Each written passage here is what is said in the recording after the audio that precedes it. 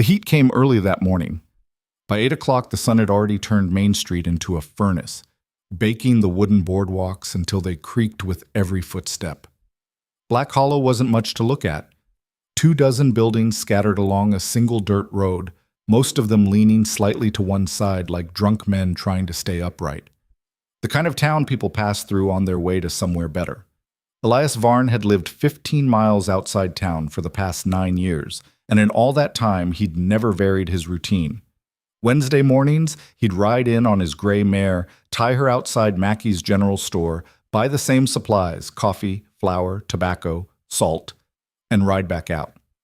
He didn't drink at the saloon, didn't play cards, didn't talk unless someone asked him a direct question, and even then, his answers came in single syllables.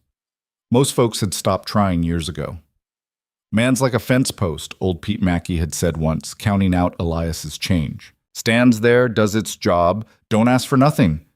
Elias hadn't responded, just pocketed the coins and walked out. But that was Wednesday, July 12th, the last normal Wednesday Black Hollow would ever see. The three drifters rode in around 9:30, their horses lathered and mean-looking, the kind of men who wore their guns low and their hats lower, eyes always moving, always calculating.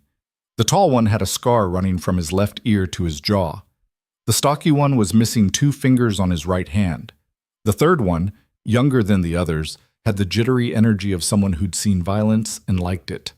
They tied up outside the saloon, even though it wouldn't open for another hour. "Hell of a town," the scarred one said, spitting into the dirt. "Looks half dead already." "Probably is," Two Fingers muttered. "Bet they ain't seen real money in months." The young one laughed high and tight. "Won't matter soon enough.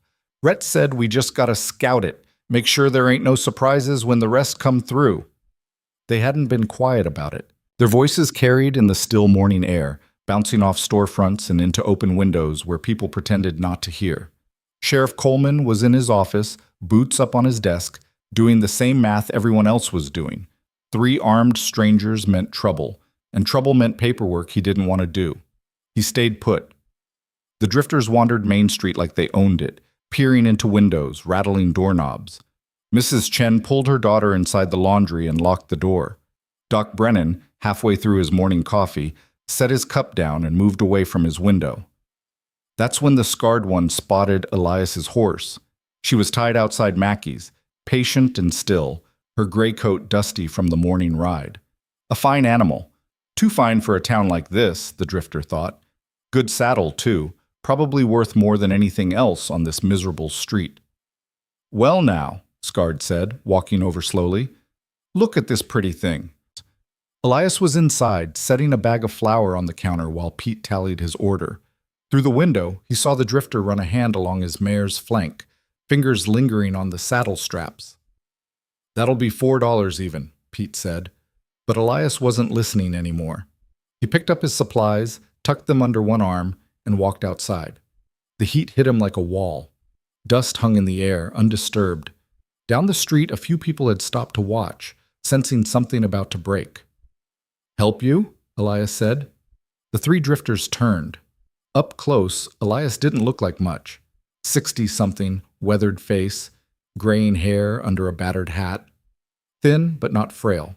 Moved like his joints didn't quite bend the way they used to. Scarred grinned. "Was just admiring your horse, old-timer. Real nice animal." "Appreciate that," Elias said. His voice was flat, toneless. "I'll be taking her now." "See? That's the thing." Scarred stepped between Elias and the mare. "Me and the boys been riding hard all morning. Wouldn't be neighborly of you not to let us borrow her for a spell." Two Fingers laughed. The young one's hand drifted toward his gun, casual but deliberate. Elias set his supplies down on the boardwalk. Slowly, carefully. "You don't want to do this," he said. "Old man," Scarred said, still grinning, "I really don't think you got a say in—" What happened next would be talked about in Black Hollow for the rest of people's lives, the details changing slightly with each retelling, but the core of it always the same. Elias's right hand moved. That was it. That was the whole thing.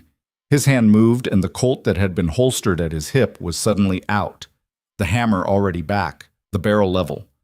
The first shot caught Scarred in the center of his chest before his grin even faded. The second shot took 2 fingers in the throat as he clawed for his weapon. The third shot hit the young one between the eyes as he managed to clear leather, but not aim. 3 shots. Less than 2 seconds.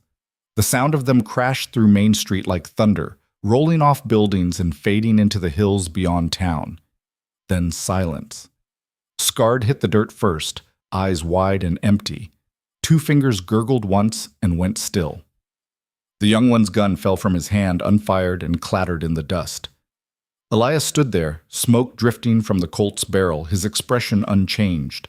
He looked down at the bodies like a man might look at a spilled drink, irritated by the inconvenience. Pete Mackey was frozen in his doorway, one hand gripping the frame so hard his knuckles had gone white.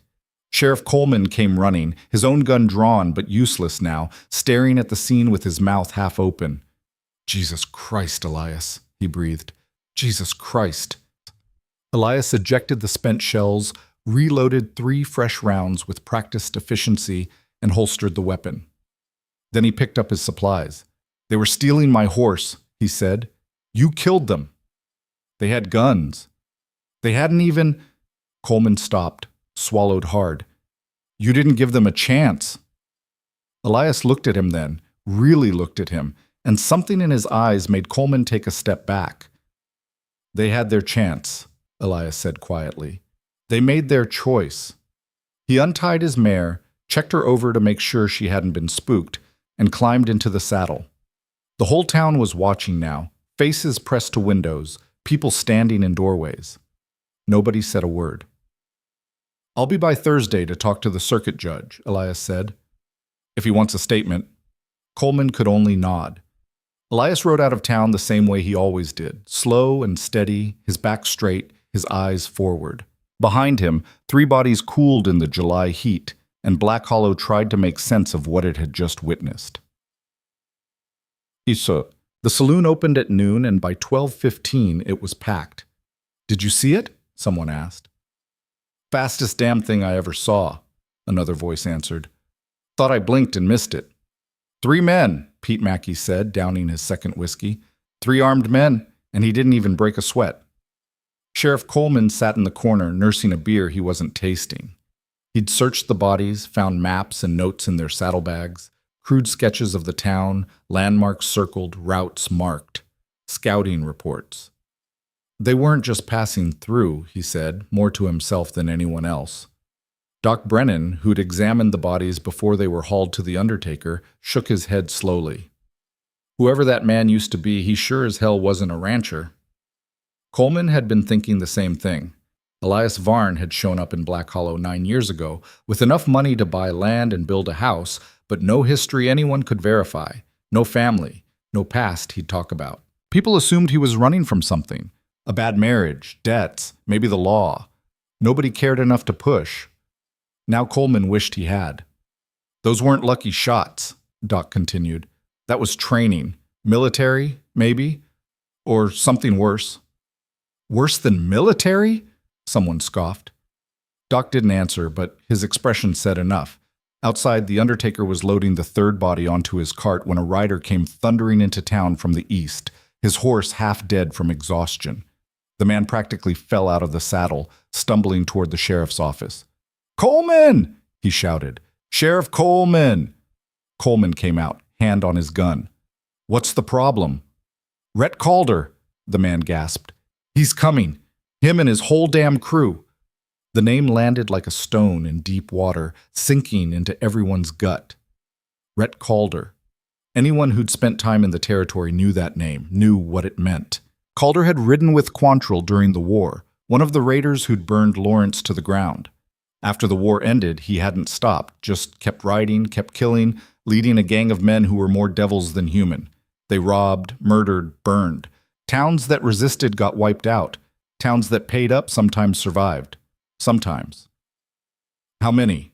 Coleman asked. 9, the writer said. "Maybe 10. They're a day out, moving fast."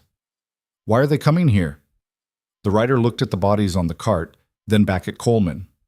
"You really gotta ask?" It clicked then, for everyone listening. The 3 dead men weren't random drifters.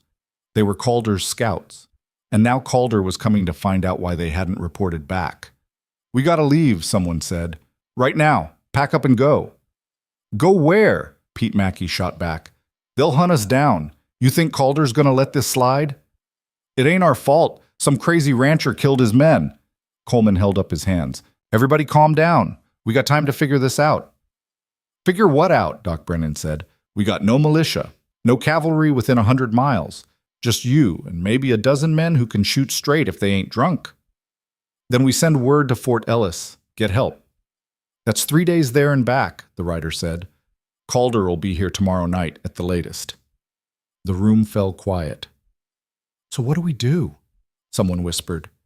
Coleman didn't have an answer. He looked around at the faces staring at him. Shopkeepers, farmers, a school teacher, a preacher. Good people. Ordinary people.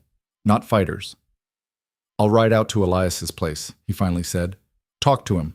Maybe he knows something about these men." "What's he going to do?" Pete said. "He's one man." Coleman didn't respond.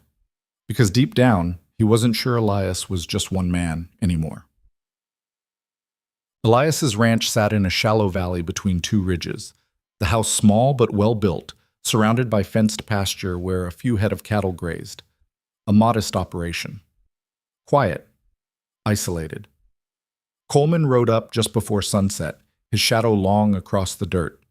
Elias was on his porch, cleaning his rifle. He looked up as Coleman approached, but didn't stand. "Sheriff," he said, no surprise in his voice, like he'd been expecting this. Coleman dismounted, tied his horse, and walked up to the porch steps. "We need to talk." "I figured."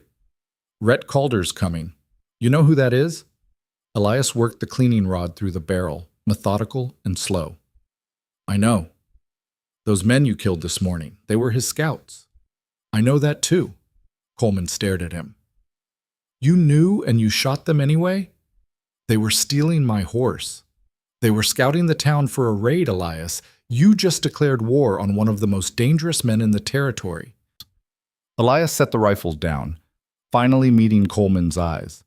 "He was coming anyway. Men like Calder don't need a reason. They just need a target." "So you killed his scouts to, what, speed things up?" "I killed them because they drew on me." Elias's voice was calm, factual. "The rest is just consequences." Coleman wanted to argue, to shout, to shake some sense into this man. But something about the way Elias sat there, relaxed, unworried, like they were discussing the weather, made the words die in his throat. "The town's terrified," Coleman said instead. "People want to run. Let them." "Is that what you're going to do? Run?" Elias picked up an oilcloth, started wiping down the rifle. "No." "Then what?" "I'm going to kill Rhett Calder." The words hung in the evening air, simple and absolute. Coleman laughed, a bitter sound. "You and what army? He's got 9, maybe 10 men with him. All killers. You can't—" "I've killed more than 10 men before, Sheriff." The way he said it, no bravado, no anger, just a statement of fact, made Coleman's blood run cold. "Who the hell are you, Elias?" For a long moment, Elias didn't answer. He just sat there, working the cloth along the rifle's stock, his hands steady. "I'm the man who's going to save your town," he finally said, "whether it wants saving or not." Coleman shook his head. "You're going to get yourself killed. Get all of us killed." "Maybe." Elias stood, cradling the rifle. "Or maybe I'll do what needs doing, and you'll all live to complain about it after." "This ain't a joke." "No," Elias agreed. "It ain't." Coleman wanted to say more, to argue, to find some way to make this man see reason. But looking at Elias now, really looking, he saw something he'd missed before. In the set of his shoulders, the way he held himself, the absolute certainty in his eyes. This wasn't a rancher playing tough. This was something else entirely. "I can't help you," Coleman said quietly. "Town's got no resources, no men willing to fight." "I didn't ask for help." "What do you need then?" Elias considered the question. "Stay out of my way. When Calder comes, keep the civilians inside, lock the doors, don't let anyone be a hero." "And you?" "I'll handle it." Coleman wanted to call him crazy, wanted to tell him it was suicide, but something in his gut, some instinct he'd learned to trust over 20 years of wearing a badge, told him to listen. How do you want to play this? He asked. Elias smiled then, just a slight curve of his mouth, and it was the most unsettling thing Coleman had ever seen. I'm going to make Black Hollow a graveyard, Elias said. Just not for us. Coleman rode back to town in darkness, his mind racing. By the time he reached Main Street, most people had already packed. Wagons lined the road, families loading what they could carry. The air buzzed with panic and shouted arguments. Sheriff, Mrs. Chen called out. Is it true? Is Calder really coming? It's true, Coleman said, dismounting. But we got time. Time for what? To dig our graves? Time to prepare. He raised his voice, addressing everyone within earshot. Listen to me. I know you're scared. I'm scared too. But running won't save you. Calder's men will hunt down anyone who flees. They'll rob you on the road, kill the men, take the women. You're safer here. Safer? Pete Mackey shouted. With what army? Coleman took a breath. With Elias Varn. The name caused a ripple of confused murmurs. The rancher? Someone said. The man who killed those three? The same. He's one man. I know, Coleman said. But I think he might be enough. Doc Brennan pushed through the crowd. You really believe that? Coleman met his eyes. I don't know what I believe anymore, Doc. But I know this. Elias ain't running, and he's got a plan. What kind of plan? The kind that keeps us alive. It wasn't much of a reassurance, but it was all Coleman had. He spent the next hour talking people down from the edge of panic, convincing them to stay, to trust him. Most did. Some didn't. By midnight, 3 families had left town, heading west with everything they could carry. The rest hunkered down and waited. Elias didn't sleep that night. He moved through his house in the darkness, pulling items from hidden places. A second rifle, military issue, still in perfect condition. Boxes of ammunition.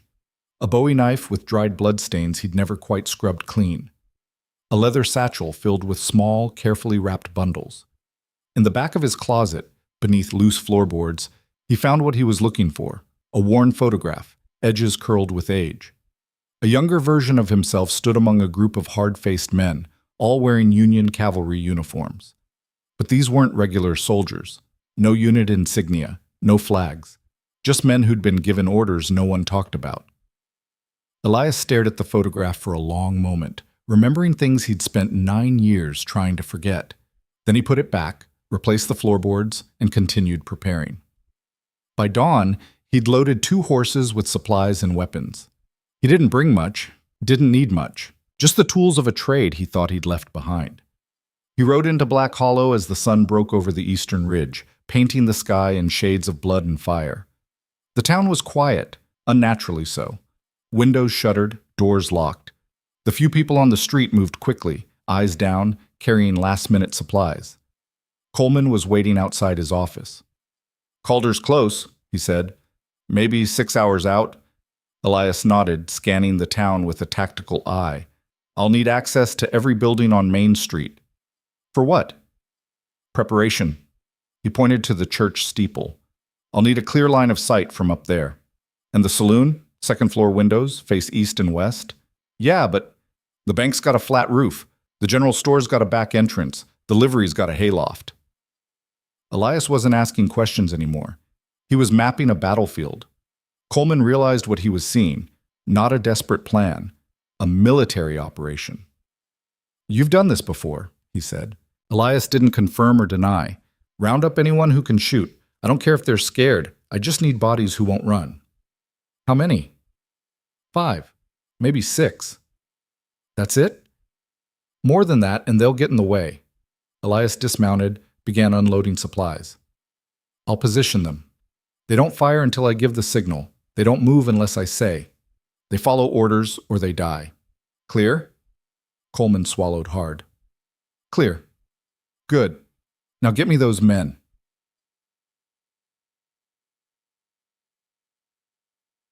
By noon, Elias had transformed Black Hollow. The church steeple held a young farmhand named Tucker who could shoot crows at 100 yards. The saloon's second floor had Pete Mackey and his brother, both armed with hunting rifles. The bank's roof held Doc Brennan, who'd served as a field surgeon during the war and knew his way around a carbine. The livery's hayloft had Coleman himself, positioned with a clear view of the main approach. Elias moved between positions, explaining fields of fire, kill zones, fallback points. He spoke in calm, measured tones, never raising his voice, never showing doubt. "When they come," he told Tucker, "you'll see riders. Maybe 10. You wait until I fire first.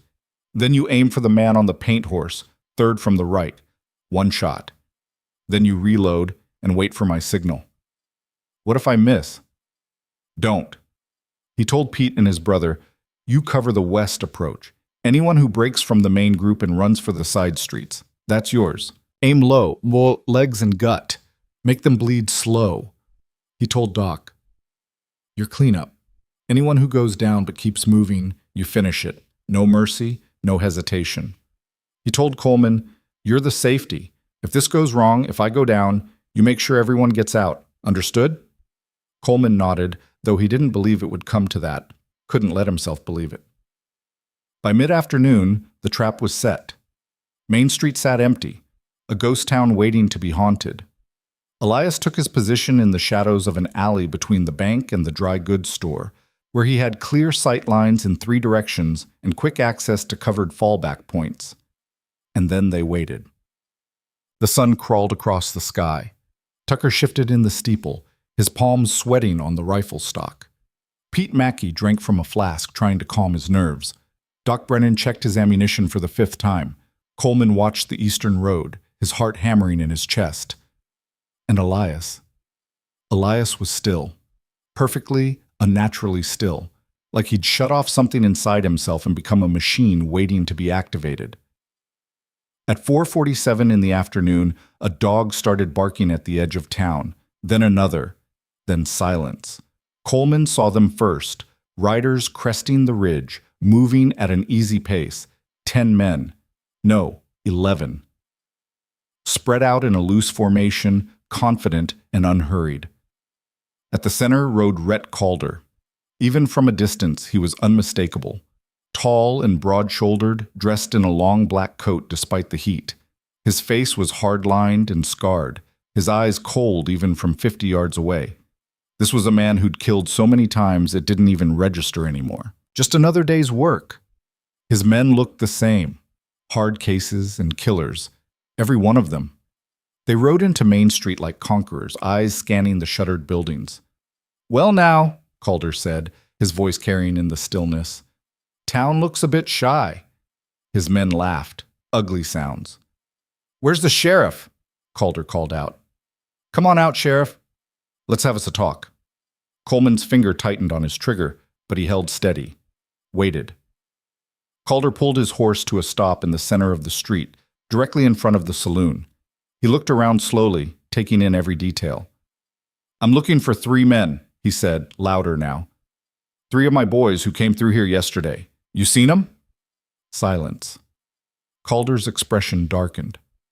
"I know you can hear me. I know you're in there, hiding like rats. So I'm going to ask one more time, real polite like. Where are my men?" "They're dead." The voice came from the shadows, Elias's voice, calm and clear. Calder turned in his saddle, trying to locate the speaker. "Who said that?" "I did." Elias stepped into view, standing at the edge of the alley, his hands at his sides. "I killed them." For a moment, nobody moved. Then Calder smiled, slow and mean. "That's so? They tried to steal my horse. I shot them." "All 3? "All 3. Calder studied him, this thin, aging man in dusty clothes, standing alone in an empty street. "You got stones, old man," Calder said. "I'll give you that. But you just signed your death warrant." "Maybe," Elias said. "Or maybe I signed yours." Calder's men shifted in their saddles, hands drifting toward weapons. "You think you can take all of us?" Calder said. "I know I can." Calder laughed then, a genuine sound of amusement. "This ought to be fun, boys. Let's—" Elias's hand moved. The Colt cleared leather, the hammer dropped, and Calder's second in command, A wiry man with a scarred neck fell from his horse with a hole in his forehead. Then the world exploded. Tucker's rifle cracked from the steeple, and the rider on the paint horse jerked backward, dead before he hit the ground. Pete and his brother opened fire from the saloon, their shots tearing through two more riders who'd turned toward the noise. Doc's carbine barked from the rooftop, dropping a man trying to wheel his horse around. Coleman fired twice, hitting a rider in the shoulder and chest. In less than 5 seconds, 6 of Calder's men were down. The remaining 5 scattered, diving from their horses, scrambling for cover. Gunfire erupted from all sides, wild, panicked shots that ricocheted off buildings and churned up dust. Calder himself rolled behind a water trough, his face twisted in rage and disbelief. "It's an ambush!" someone screamed. "Find them! Kill them all!" But Elias was already moving. He flowed through the chaos like smoke, reloading on the run, every step calculated. One of Calder's men made it to the boardwalk in front of the saloon. Elias shot him through the gap between buildings. Another tried to break for the livery. Pete's brother caught him in the leg, and Elias finished him with a headshot. The last 3 bunched together behind a wagon, returning fire blindly. "Cover me," one of them shouted, making a break for the general store. He made it 3 steps before Tucker's rifle spoke again, and he went down hard. The final 2 looked at each other, faces white with terror. They broke and ran, sprinting for their horses. Coleman shot one in the back. Doc got the other. And then there was only Calder. He was still behind the water trough, reloading his pistol with shaking hands. The street had gone quiet again. Smoke drifted in the air. Bodies lay scattered like broken dolls. Elias walked toward him, his Colt held steady. "It's over, Calder." Calder finished reloading, but he didn't come out. Couldn't. His entire crew, gone, wiped out in under a minute. "Who the hell are you?" he rasped. "Someone you shouldn't have come looking for." "This ain't over." "Yeah," Elias said quietly. "It is." Calder lunged up, gun raised. Elias shot him twice. Center mass. Then once more in the head as he fell. The body slumped against the trough and went still. Elias stood there for a long moment, smoke curling from his barrel, his expression unchanged. Then he reloaded, holstered, and walked away. The cleanup took until dark. 11 bodies, 11 horses, a small fortune in weapons and supplies. Tucker climbed down from the steeple, his hands still shaking. Pete and his brother stumbled out of the saloon, looking like they'd seen ghosts. Doc came down from the roof, methodical as always, but his eyes were distant. Coleman counted the dead twice, still not quite believing it. Not a single townsperson had been hurt. "How?" he whispered. "How did you know it would work?" Elias was checking his mare, running his hands along her legs, making sure she was calm. "I didn't know. I calculated. There's a difference." "But men like Calder think they're wolves," Elias said, still focused on his horse. "They're used to sheep. They don't know what to do when sheep bite back. We ain't trained soldiers. Didn't need to be. You just needed to follow orders." He finally looked up, meeting Coleman's eyes. "You did good, Sheriff. Your town's safe now." "Because of you." Elias shook his head. "Because they were predictable. Because they were arrogant. Because they rode into a kill box without checking the high ground." He patted the mare's neck. "Tactics, Sheriff. Not magic." Coleman wanted to believe that. Wanted to chalk this up to luck and planning, but he'd seen the way Elias moved, the cold precision of every shot, the absolute certainty in his eyes. "Who were you before you came here?" he asked. Elias swung into the saddle. "Doesn't matter anymore. It matters to me." For a long moment, Elias looked down at him. Then he tipped his hat just slightly. "I was a killer, Sheriff. Still am, I suppose, just pointed in a better direction now." And with that, he rode out of town, leaving Coleman and the others to deal with the aftermath. By the time the sun set fully, news had spread. Riders carried word to neighboring towns. Rhett Calder was dead. His entire crew wiped out. Black Hollow had survived. People started calling it a miracle. Others called it a massacre. But everyone called it the same thing, the day the quiet man showed his teeth. And in his ranch house 15 miles away, Elias Varn cleaned his guns, fed his horse, and tried very hard not to think about how easy it had been. How natural. how much he'd missed it. The nightmares came back that first night. Elias woke at 3 in the morning, his shirt soaked through with sweat, his right hand already reaching for the Colt on his nightstand. His heart hammered against his ribs like it was trying to break free. In the dream, he'd been back in Missouri, 1863, watching a farmhouse burn while screams echoed from inside. Except this time, the faces in the windows weren't strangers. They were people from Black Hollow. Mrs. Chen, Pete Mackey, Coleman. He sat on the edge of his bed for 20 minutes, waiting for his pulse to slow, listening to the sounds of the night outside.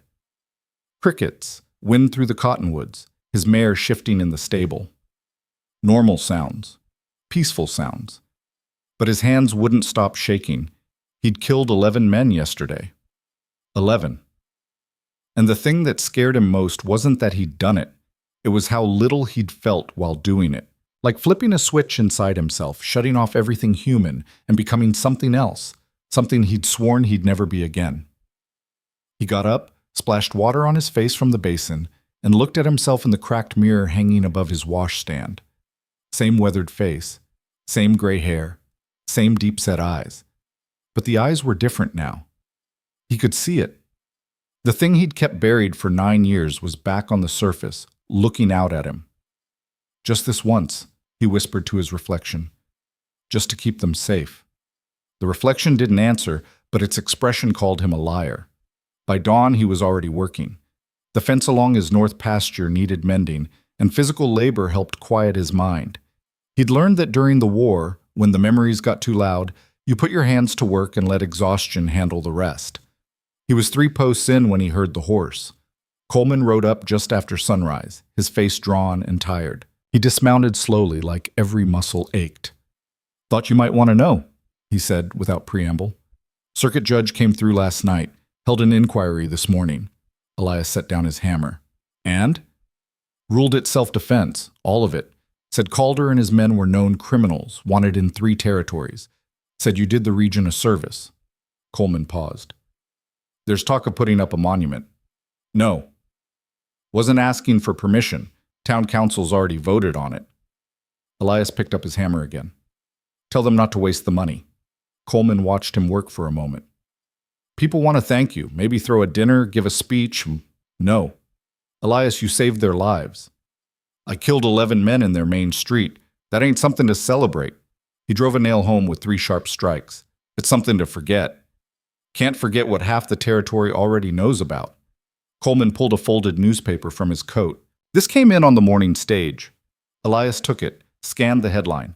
"Mysterious Rancher Defeats Calder Gang." Below it, a smaller subheading, 11 dead in Black Hollow shootout. "They're calling you a hero," Coleman said. Elias crumpled the paper and tossed it aside. "They're calling me a story. There's a difference." "Is there?" Elias looked at him then. Really looked at him. Coleman hadn't slept. Dark circles under his eyes, shoulders slumped.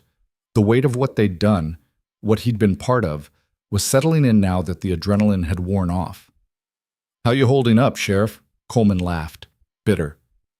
"I shot 2 men in the back, watched them die, then helped stack their bodies like cordwood." He rubbed his face. "I keep telling myself they were killers, that they would have murdered everyone in town, but it don't make the dream stop." "It won't," Elias said quietly. "Not for a while." "How long?"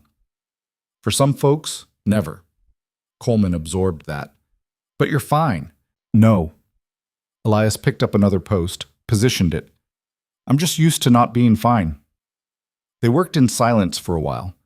Coleman handing Elias tools without being asked, falling into an easy rhythm. It reminded Elias of working alongside other soldiers during the war, that unspoken camaraderie that came from shared violence. He didn't want that. Didn't want to feel connected to anyone through bloodshed. "I need you to do something for me," Elias said finally. "Name it." "Stop bringing people out here. No thank yous, no questions, no favors. What happened is done. Let it stay done." Coleman hesitated. "Might not be that simple." "Why not?" "Because folks are scared of you now." Coleman said it matter-of-factly, no judgment in his voice. "They're grateful, sure, but they're also terrified. Way you moved, way you shot. That wasn't normal. And people got questions about where a man learns to do that. Tell them I was in the war. Half the men in town were in the war. They don't move like you. Elias drove another nail harder than necessary. Then tell them I don't want to talk about it. Already tried that. Doc Brennan's been asking around, sent telegrams to old Union records offices trying to find your service history. The hammer slipped, barely missing Elias's thumb. He won't find anything. I figured, which makes people more curious, not less. Coleman leaned against the fence post. Look, I ain't trying to pry. Your past is your business. But you need to understand, you can't do what you did and expect to just fade back into being invisible. Elias set the hammer down. I never wanted to be visible in the first place. Too late for that now. A crow called from somewhere in the hills, harsh and mocking. Elias watched it circle, black against the morning sky. There's something else, Coleman said. Something you should know. What? 2 of Calder's men weren't with the group that rode in. They were hanging back, watching the town from the ridge. When the shooting started, they ran. Elias went very still. You sure? Tucker saw them. Didn't mention it until this morning. Kid was too shook up yesterday to think straight. But he's certain. 2 riders on the ridge watching through field glasses. Soon as the ambush kicked off, they turned tail and rode east. East, Elias repeated. Toward Copper Falls. That's what I'm thinking. Copper Falls was the nearest big town, a rough mining settlement with twice Black Hollow's population and 3 times its problems. It also had the only telegraph office within 50 miles. They'll spread the word, Elias said. Tell people what happened. And more than that. Coleman's expression was grim. Calder had friends, other gang leaders, men he rode with during the war. They hear he got killed, they'll want to know by who. Let them know. Elias, I'm serious. Let them know exactly what happened. Let them know I'm ready if they want to try their luck. Coleman stared at him. You trying to get yourself killed? I'm trying to make sure they think twice before coming to Black Hollow. Elias picked up his hammer again. Fear's a better deterrent than kindness, Sheriff. Those 2 riders will tell their story. By the time it spreads, I'll be 10 feet tall and bulletproof. Every outlaw between here and Denver will give this town a wide berth. Or they'll come looking to prove themselves against the man who killed Rhett Calder. Maybe. Elias shrugged. Either way, the town stays safe. And what about you? What about me? Coleman opened his mouth, then closed it. There wasn't anything to say. Elias had already decided his path, and arguing wouldn't change it. I should get back, Coleman said finally. Let you work in peace. Appreciate that. Coleman untied his horse, swung into the saddle. For what it's worth, I'm glad you were there yesterday. Don't know what we would have done without you.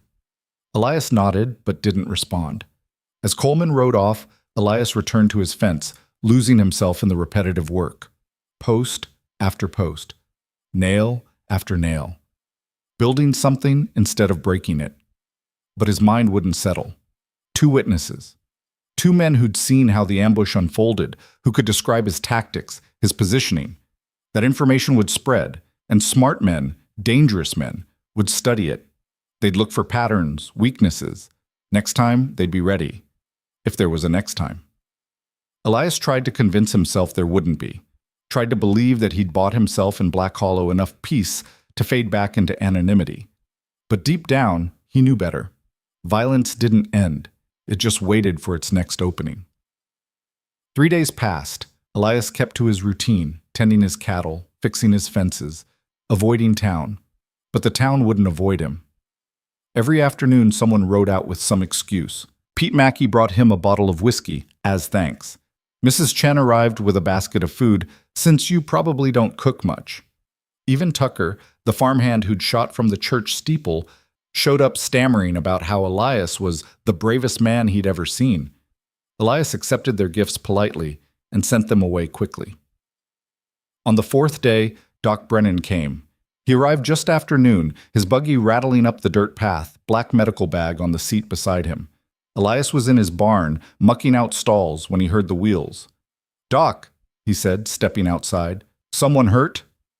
"Not yet." Doc climbed down stiffly. He was in his 60s, thin and precise, with the steady hands of a man who'd stitched up more wounds than he cared to count. Thought we should talk. About? About the fact that you're not in any Union military records. Elias kept his expression neutral. Maybe they lost the files. Records from 3 different departments, all lost? Doc shook his head. I was a field surgeon for 2 years, Elias. I saw a lot of soldiers, cavalry, infantry, artillery, even saw some of those special units, the ones without official names, doing jobs nobody wanted to talk about. He paused. You move like them. Don't know what you're talking about. Yes, you do. Doc's voice was calm but insistent. I'm not trying to expose you. I don't care what you did during the war. But people are asking questions, and eventually someone's going to dig deep enough to find answers. Better those answers come from you than from strangers. Elias set down the pitchfork. You want the truth?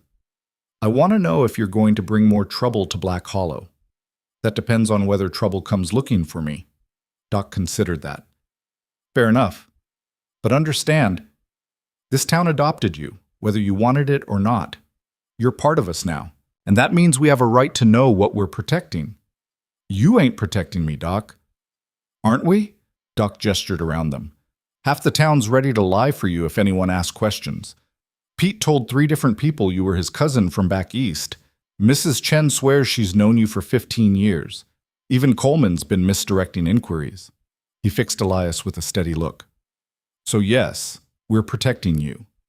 Question is, are you worth protecting? Elias wanted to be angry, wanted to tell the old man to mind his own business, but he couldn't fault the logic. I did things during the war, he said slowly. Things that needed doing, but that doesn't make them right. After it ended, I couldn't go back to regular life. Couldn't be around people without seeing targets, calculating angles of attack. He looked down at his hands. So I came here. Tried to be someone else. But you're not someone else. No. I'm just the same person, standing in a different place. Doc was quiet for a long moment. You regret what you did? Back during the war? Every day. And yesterday? Elias met his eyes. Not enough. The honesty of it seemed to satisfy Doc more than any lie could have. He nodded slowly. Then I guess we'll keep protecting you, he said. But do me a favor, try not to kill anyone else in our town square. Makes a hell of a mess. Despite himself, Elias almost smiled. I'll do my best. Doc climbed back into his buggy, then paused. One more thing. Coleman asked me to tell you, there's been reports of riders asking about you in Copper Falls.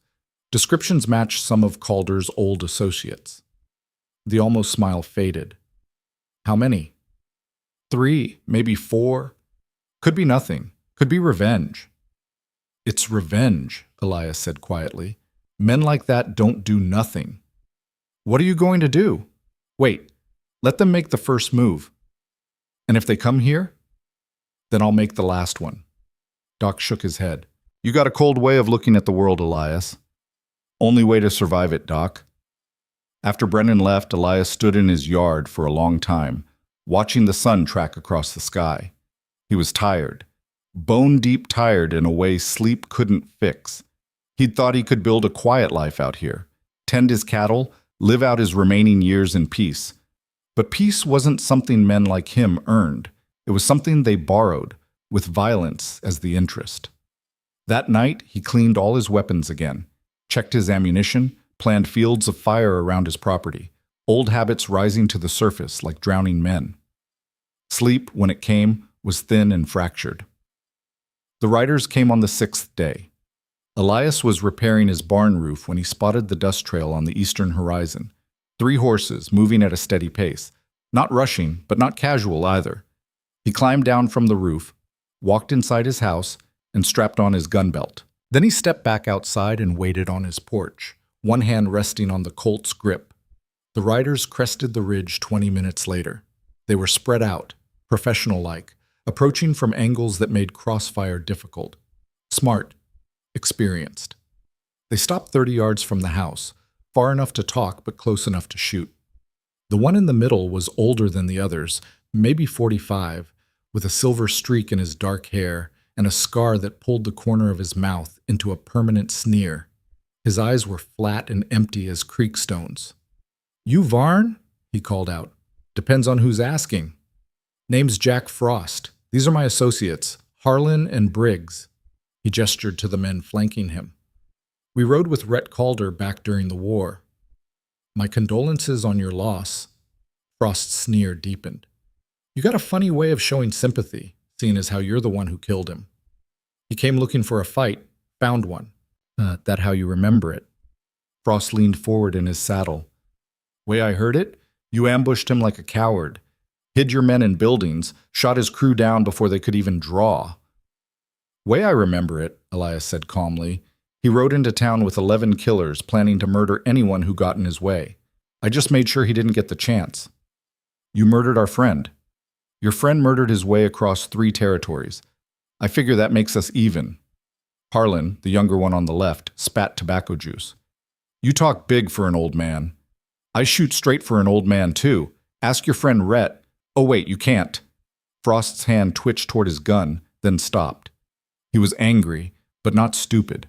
He'd heard the stories, knew what Elias could do. "We didn't come here to kill you," Frost said. "Not today, anyway." "Then why are you here?" "To deliver a message. Rhett had a lot of friends, more than you know, and they're not happy about what happened. They can join him if they want." "See, that's the problem." Frost shifted his weight.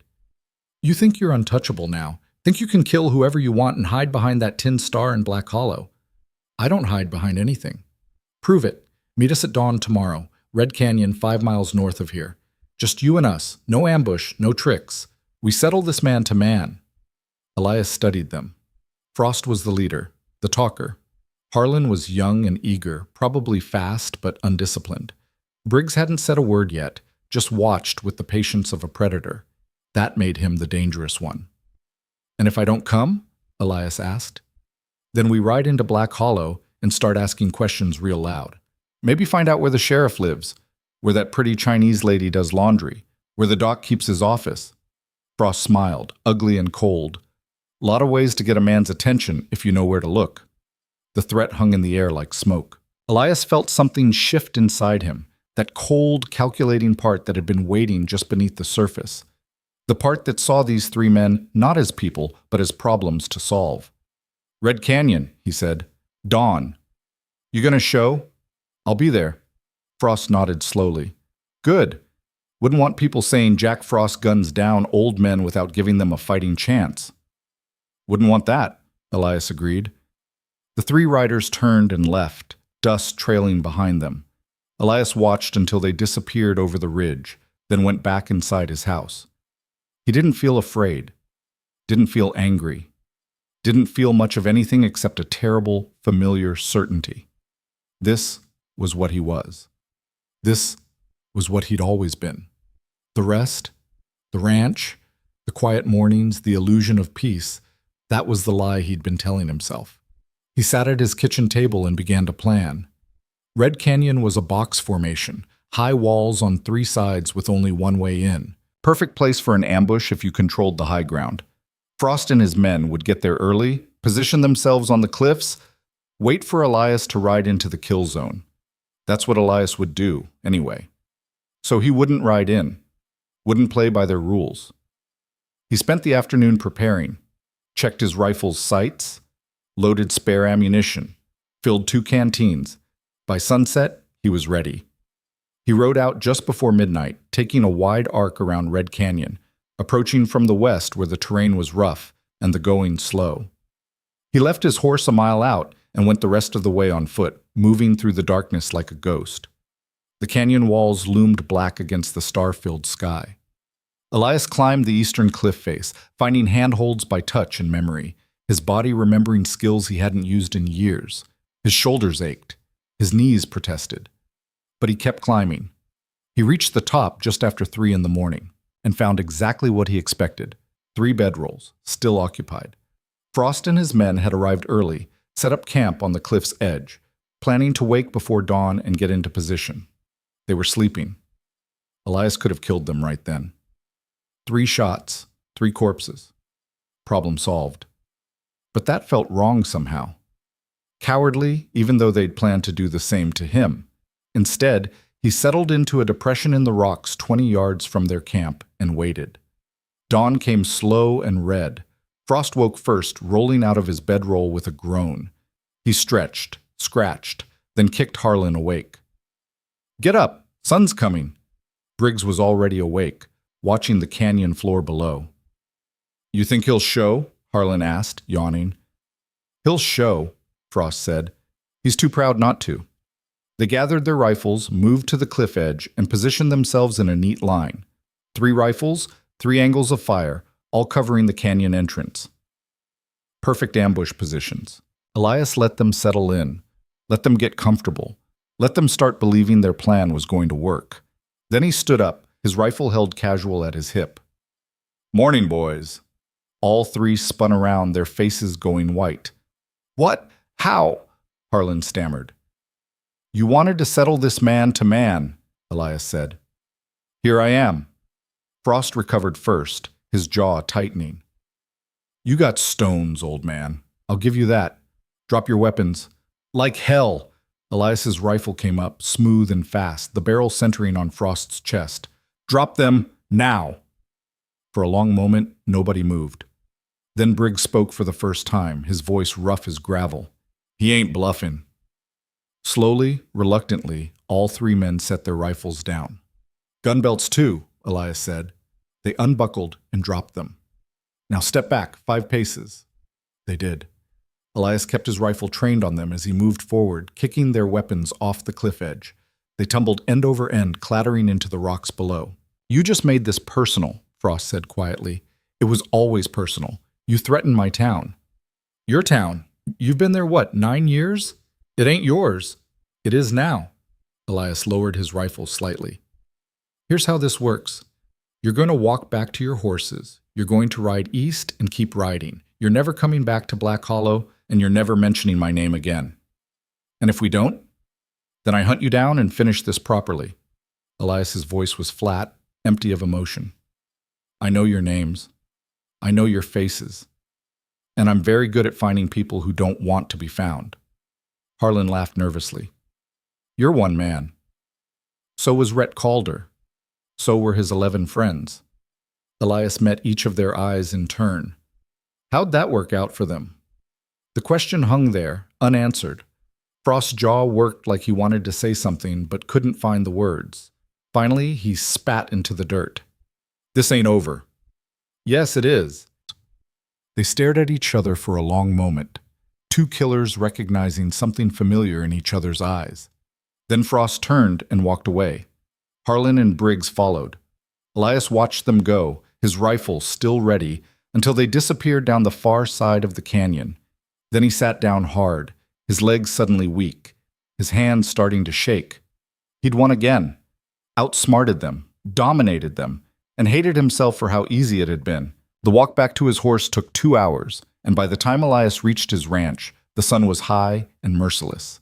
His shirt clung to his back with sweat, his throat felt like sandpaper, and his knee, the one he'd twisted climbing down from the canyon, throbbed with each step. He wasn't 20 anymore, wasn't even 40. His body was reminding him of that in ways he couldn't ignore. He unsaddled his mare, brushed her down, and gave her extra oats. The routine motions helped settle his mind, gave his hands something to do besides shake. But when he walked into his house and caught sight of himself in the mirror, he stopped cold. The man staring back looked hollowed out, eyes sunken, jaw tight. The same expression he'd worn for 3 straight years during the war. He turned away before he could think about it too much. Sleep came hard that afternoon, pulled him down into dreams that weren't quite nightmares, but weren't rest either. Images of Red Canyon, except this time, Frost and his men didn't walk away. This time Elias had to pull the trigger. 3 shots. 3 bodies tumbling off the cliff, and when he looked down at his hands, they were covered in blood that wouldn't wash off no matter how hard he scrubbed. He woke with a gasp, his heart racing, and spent the next hour sitting on his porch watching the shadows lengthen across his land. The ranch looked peaceful. Same fences he'd built. Same barn he'd repaired. Same life he'd carefully constructed. But it felt different now, smaller, like he'd outgrown it somehow, or maybe it had never fit him in the first place. A week passed. Then 2. Elias stayed away from town, working his land with single-minded focus. Fixed things that didn't need fixing. Moved cattle from one pasture to another for no good reason. Kept his hands busy and his mind empty. Coleman rode out twice during that stretch. The first time, he brought news that Frost and his men had been spotted heading east, exactly like Elias had told them to. The second time, he came with an invitation to Sunday dinner at his house. "Sarah's been asking about you," Coleman said, referring to his wife. "Says it's been too long since you sat at a proper table." "I appreciate the thought, but she made pot roast, her mother's recipe. Won't take no for an answer."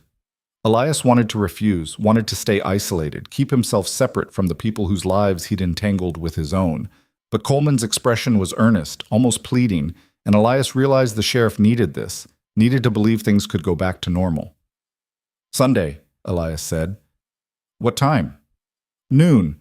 Don't be late, or she'll feed it to the dogs." That Sunday, Elias rode into Black Hollow for the first time since the shootout. The town looked the same dusty street, same weathered buildings, but the atmosphere had changed.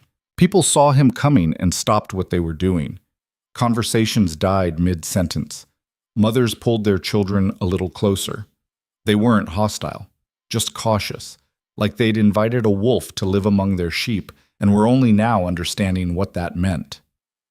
Coleman's house sat at the edge of town, a modest 2-story with a well-kept garden out front. Sarah Coleman met Elias at the door, a round-faced woman in her 50s with flour on her apron and warmth in her eyes that hadn't been dimmed by frontier life. "Elias Varn," she said, taking his hat before he could protest. "About time you accepted our invitation. Robert's been talking my ear off about you for weeks." Hope he didn't say anything too terrible. Quite the opposite. She led him to the dining room where Coleman was already seated, trying to look casual and failing. "He says you saved this town." "I just did what needed doing, ma'am. That's what heroes always say." She disappeared into the kitchen, returning with a platter of pot roast that smelled better than anything Elias had cooked in 9 years. "Now sit, eat, and don't you dare call me ma'am again. It's Sarah."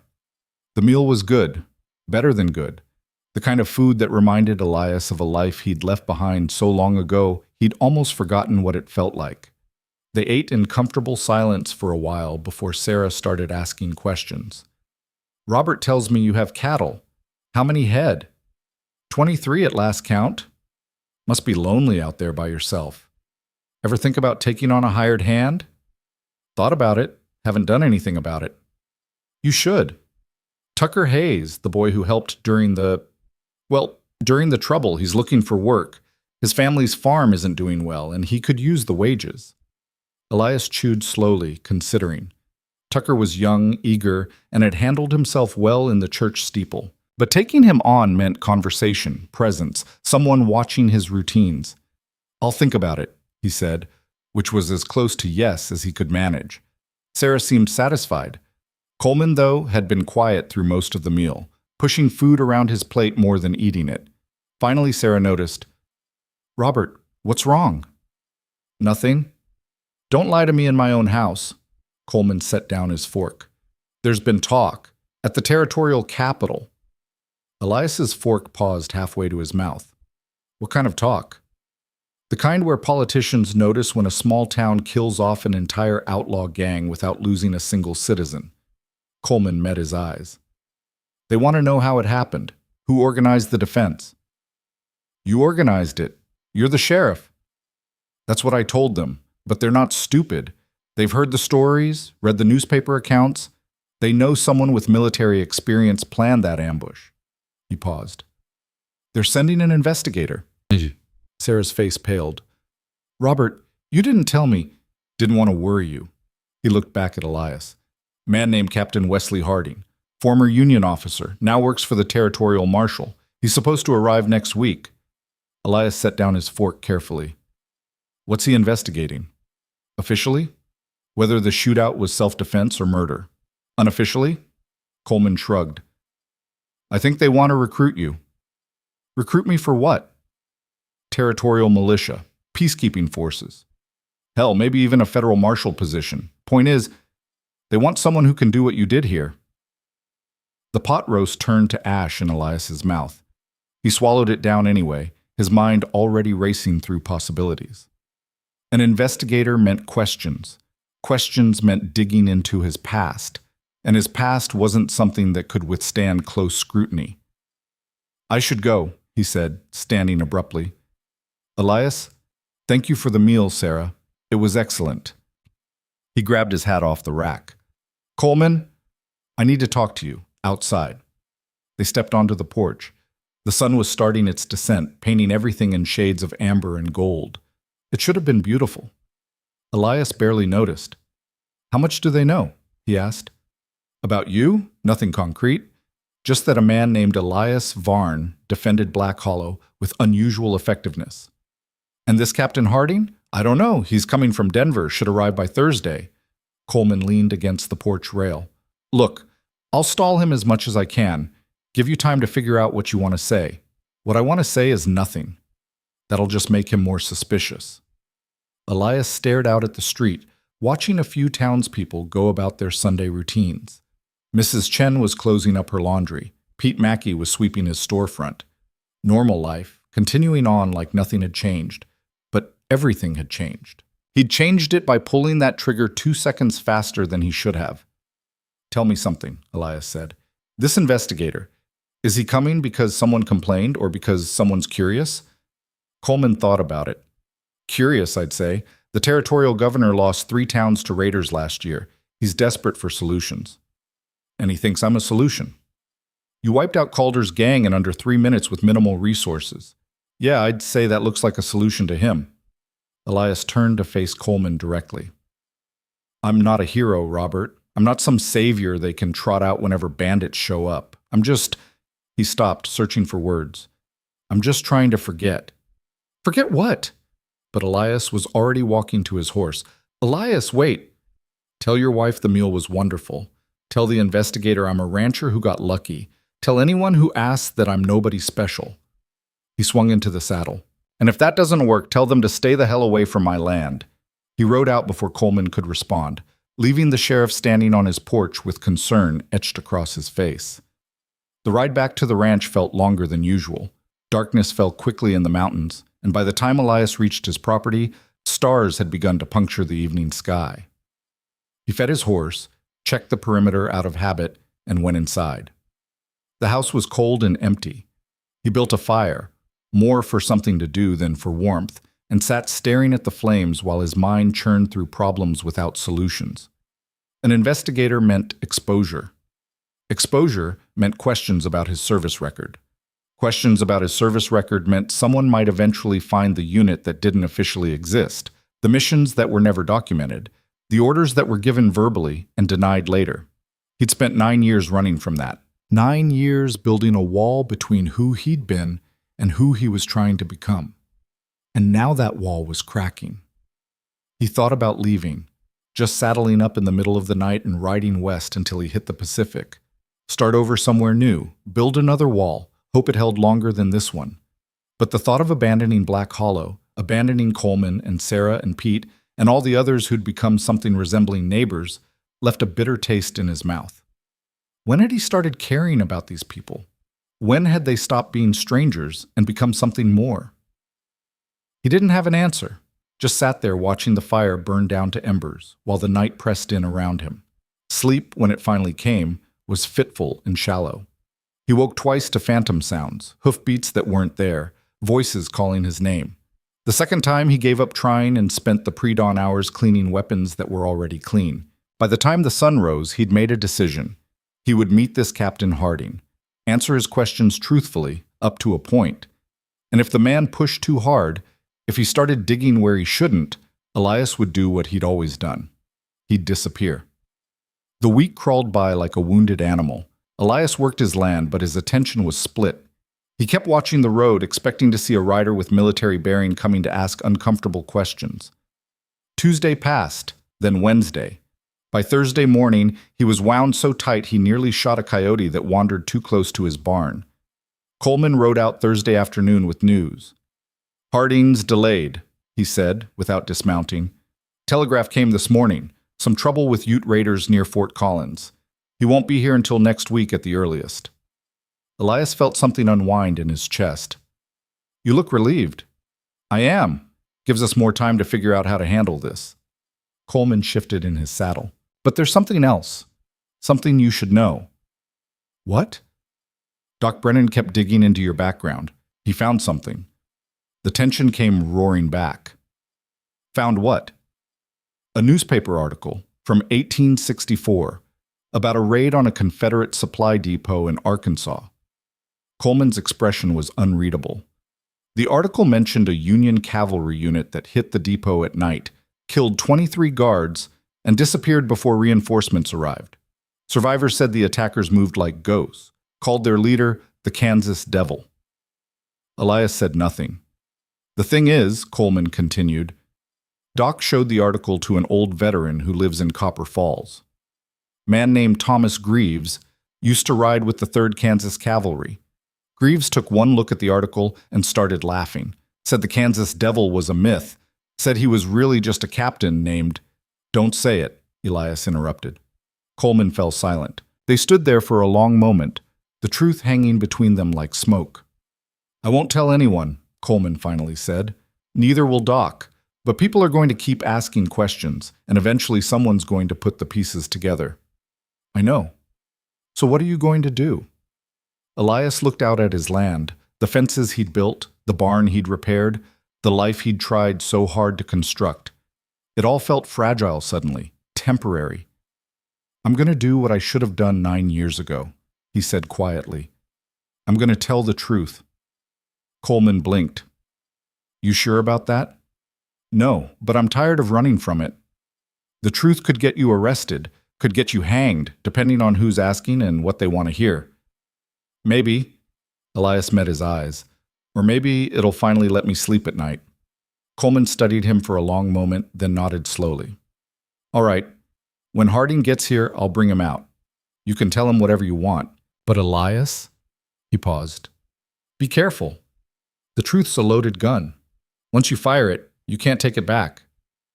I fired a lot of guns in my life, Robert. One more won't make much difference. After Coleman left, Elias sat on his porch and watched the sun move across the sky. For the first time in weeks, he felt something close to calm. Not peace. He'd long since accepted that peace wasn't for men like him, but a kind of settled resignation. He'd spent 9 years hiding, 9 years pretending to be someone he wasn't. Maybe it was time to stop pretending. That evening, he did something he hadn't done in years.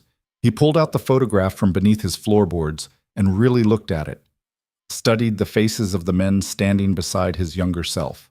Most of them were dead now, killed during the war or shortly after, when the violence they'd specialized in turned inward and consumed them. He was the last one left, the only survivor of a unit that had never officially existed, and now someone wanted to know his story. Fine. Let them know. Let them judge. Let them decide whether what he'd done was necessary or monstrous. He was too tired to care anymore. The weekend passed quietly. Saturday, Elias rode into town for supplies, enduring the stares and whispered conversations that followed him down Main Street. Sunday, he accepted Sarah Coleman's invitation to church, sitting in the back pew and listening to a sermon about forgiveness that seemed aimed directly at him. When the preacher talked about redemption, about how no man was beyond saving, Elias found himself wanting to believe it. But belief required faith, and faith required hope. And he'd lost both of those things somewhere between Arkansas and here. After the service, Tucker Hayes approached him nervously. Mr. Varn, Mrs. Coleman said you might be looking for help on your ranch. Elias had forgotten about that conversation. He looked at the young man, barely 20, all awkward height and earnest eyes, and saw something he recognized. Tucker had killed a man during the shootout, watched him fall through a rifle scope, and now he was trying to figure out how to live with that. You know anything about cattle? Elias asked. Enough to not get kicked, mostly. You scared of hard work? No, sir. You scared of me? Tucker hesitated, then answered honestly. Little bit, yeah. Elias almost smiled. Good. Fear keeps you sharp. Be at my place Monday morning, first light. Bring work clothes and don't expect conversation." "Yes, sir."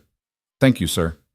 As Tucker hurried off, probably to tell his family the good news, Coleman appeared at Elias's elbow. "That was kind of you." "Wasn't being kind. I need the help."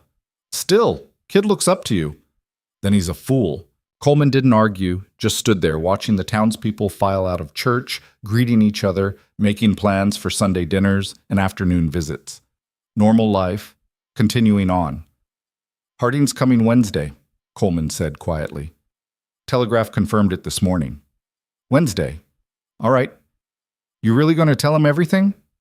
Elias watched Mrs. Chen help her elderly mother down the church steps, watched Pete Mackey share a joke with the blacksmith, watched Sarah Coleman hand out cookies to children who squealed with delight. These people had adopted him, protected him, made him part of their community whether he wanted it or not. They deserved to know who they'd been protecting. "Everything I can," Elias said. "Everything that matters." Monday morning, Tucker showed up just as the sun cleared the eastern ridge. He was early, eager, and clearly nervous about spending the day with a man who'd killed 14 men in less than a week. Elias put him to work immediately. They spent the morning mending fences, Tucker asking occasional questions about technique that Elias answered in as few words as possible. The kid was a decent worker, strong back, willing attitude, not afraid to get dirty. But he was also watching Elias constantly, studying him, trying to figure out what made him different. Finally, around noon while they were taking a water break, Tucker couldn't hold it in anymore. "Can I ask you something, Mr. Varn?" "You just did." "I mean," Tucker flushed, "when you shot those men, during the ambush, did you feel anything?" Elias took a long drink from his canteen, considering how to answer. He could lie, tell the kid what he wanted to hear. But something about Tucker's expression, desperate for understanding, for context, for anything that would help him make sense of what he'd done, made Elias choose honesty.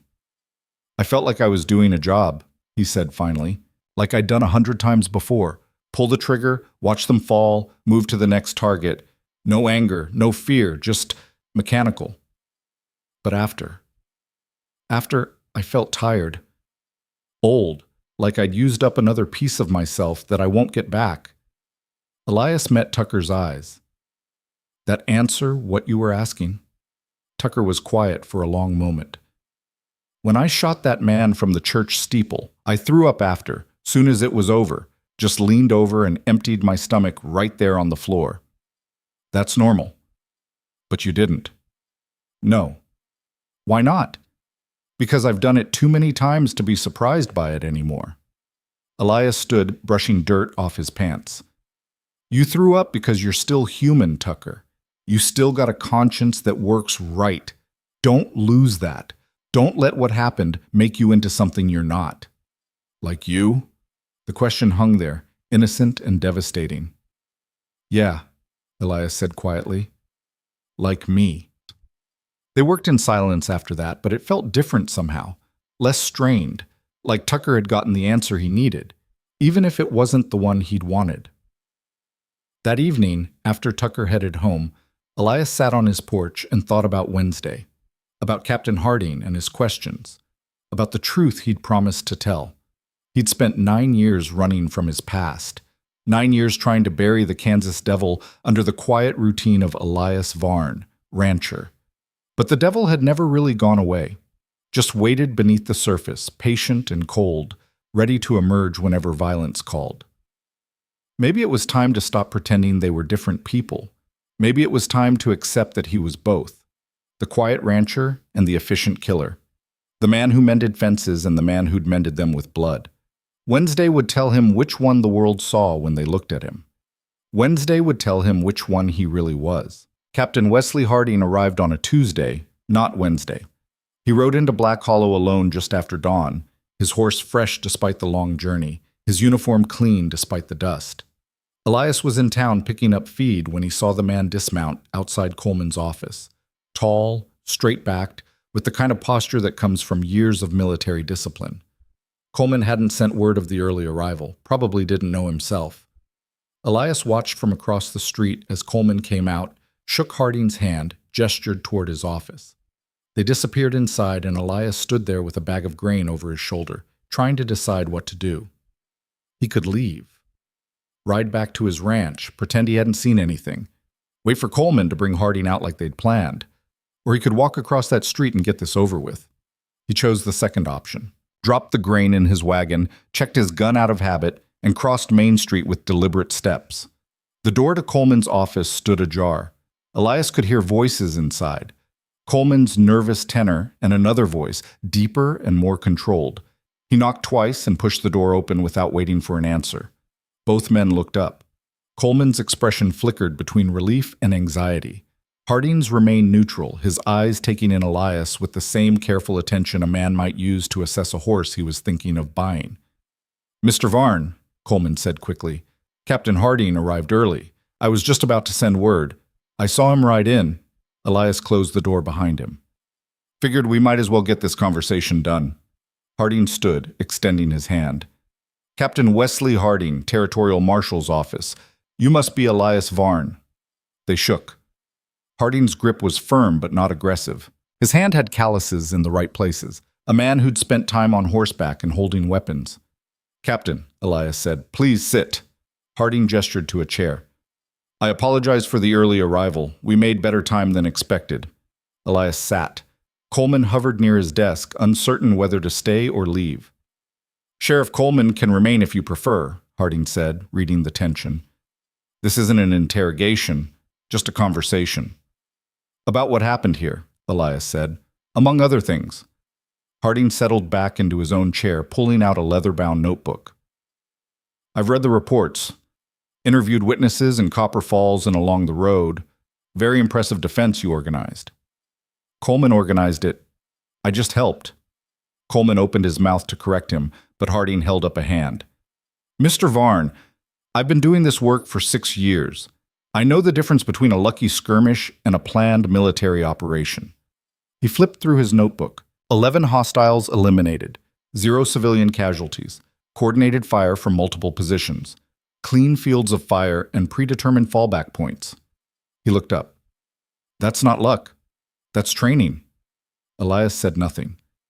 "I'm not here to arrest you," Harding continued, "or to cause you trouble. I'm here because the territorial governor is losing towns to raiders at an alarming rate, and he wants to know how a settlement like Black Hollow, no militia, no fortifications, no military presence, managed to defeat one of the most dangerous gangs in 3 territories. We got lucky." "You keep saying that, but luck doesn't shoot 3 armed men in under 2 seconds. Harding's eyes were sharp, but not unkind. "The men you killed in front of the general store, witnesses said your hand moved so fast they barely saw it. One of them described it as unnatural." People see what they want to see. And what they saw was a man with significant combat experience doing exactly what he was trained to do. Harding leaned forward slightly. "I'm not asking you to incriminate yourself, Mr. Varn. I'm asking you to help me understand so I can help others. The governor wants to establish a territorial defense network, trained men who can teach communities how to defend themselves. I think you'd be valuable in that effort." Elias felt Coleman's eyes on him, felt the weight of the question being asked. "I'm a rancher," he said. "I tend cattle, fix fences. That's what I do now." "But it's not what you've always done." Harding flipped to another page. "I did some checking before I came here. Tried to find your service records. There's no Elias Varn listed in any Union or Confederate rosters from the war. A lot of records got lost. True, but I found something interesting in the archives. A mention of a cavalry unit operating in Kansas and Missouri between 1862 and 1865. No official designation, no roster, just mission reports with names redacted." He paused. "The unit specialized in raids behind enemy lines, disruption tactics, surgical strikes against Confederate supply lines and command structures." Elias's jaw tightened.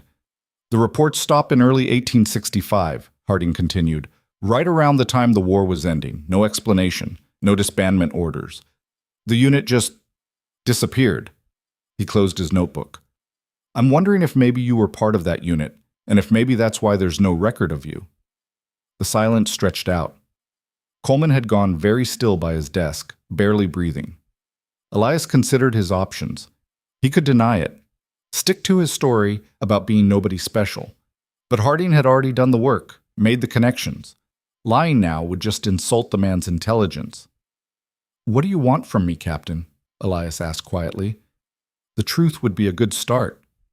Elias looked out the window at Main Street, at the people going about their morning routines, at the life he'd built here, fragile as it was. "You're right," he said finally. "I served in a unit that doesn't exist on paper. We did things that couldn't be officially sanctioned: raids, sabotage, targeted killings. We operated outside the normal chain of command, took orders directly from people whose names I never knew." Coleman made a small sound, surprise or maybe vindication. Harding just nodded. "And after the war? After the war, we were told to disperse, go home, forget we'd ever been part of something. Most of the men I served with couldn't do that. They'd spent too long operating outside the rules. They turned to crime or drank themselves to death or just disappeared." Elias met Harding's eyes. "I came here to be someone else. Someone quiet. Someone who didn't have to calculate kill zones when he walked into a room." "But you couldn't leave it behind completely." "No. Turns out you can bury something that deep, but it doesn't die. It just waits." Harding was quiet for a moment, absorbing this.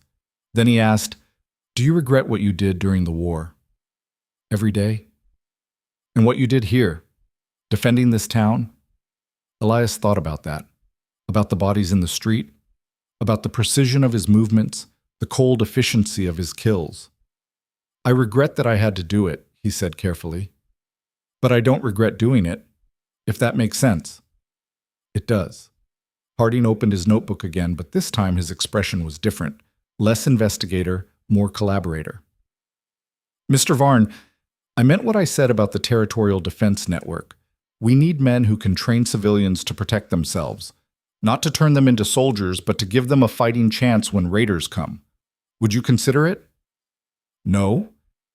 The answer came quick and certain. Harding raised an eyebrow.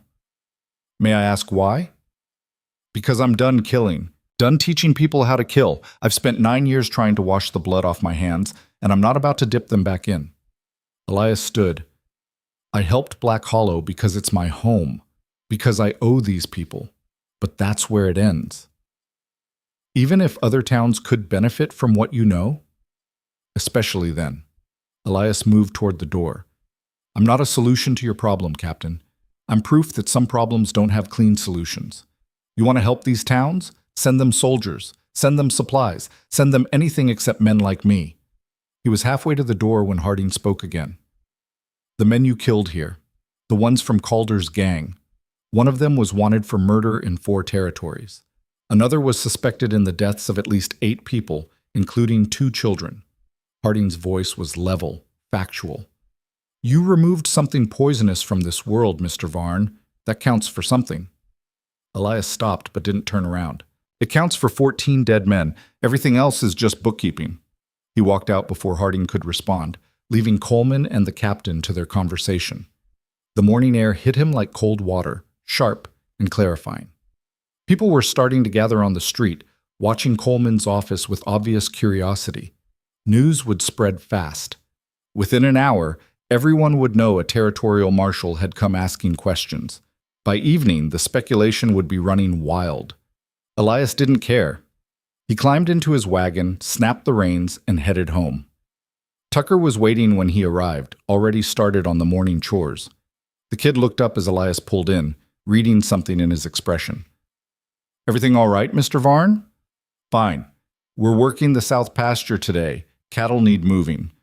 They worked through the afternoon, Elias pushing them both hard, using physical exhaustion to quiet the noise in his head. Tucker was smart enough not to ask questions, just followed orders and did his job. By the time the sun started dropping toward the mountains, they'd moved 20 head and mended half a mile of fence line. Tucker was sweating and tired, but satisfied. "Same time tomorrow?" he asked as he prepared to leave. "Earlier. We're branding calves." Tucker nodded and rode off, leaving Elias alone with his thoughts and his ranch and the creeping sense that things were shifting in ways he couldn't control. He was feeding his horse when he heard another rider approaching. For a moment he thought it might be Harding coming to press his case, but it was Doc Brennan on his old bay mare.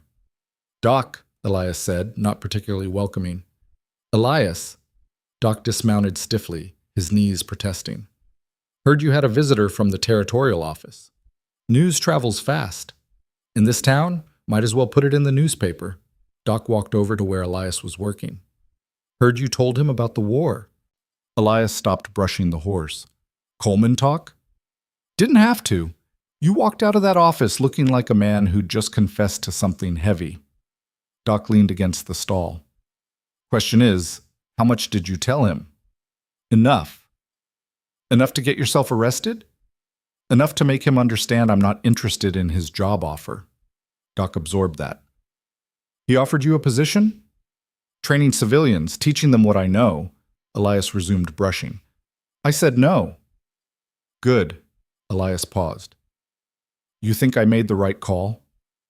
I think you made the only call you could live with. Doc pulled out his pipe, started packing tobacco. But I also think you're not being honest with yourself. About what?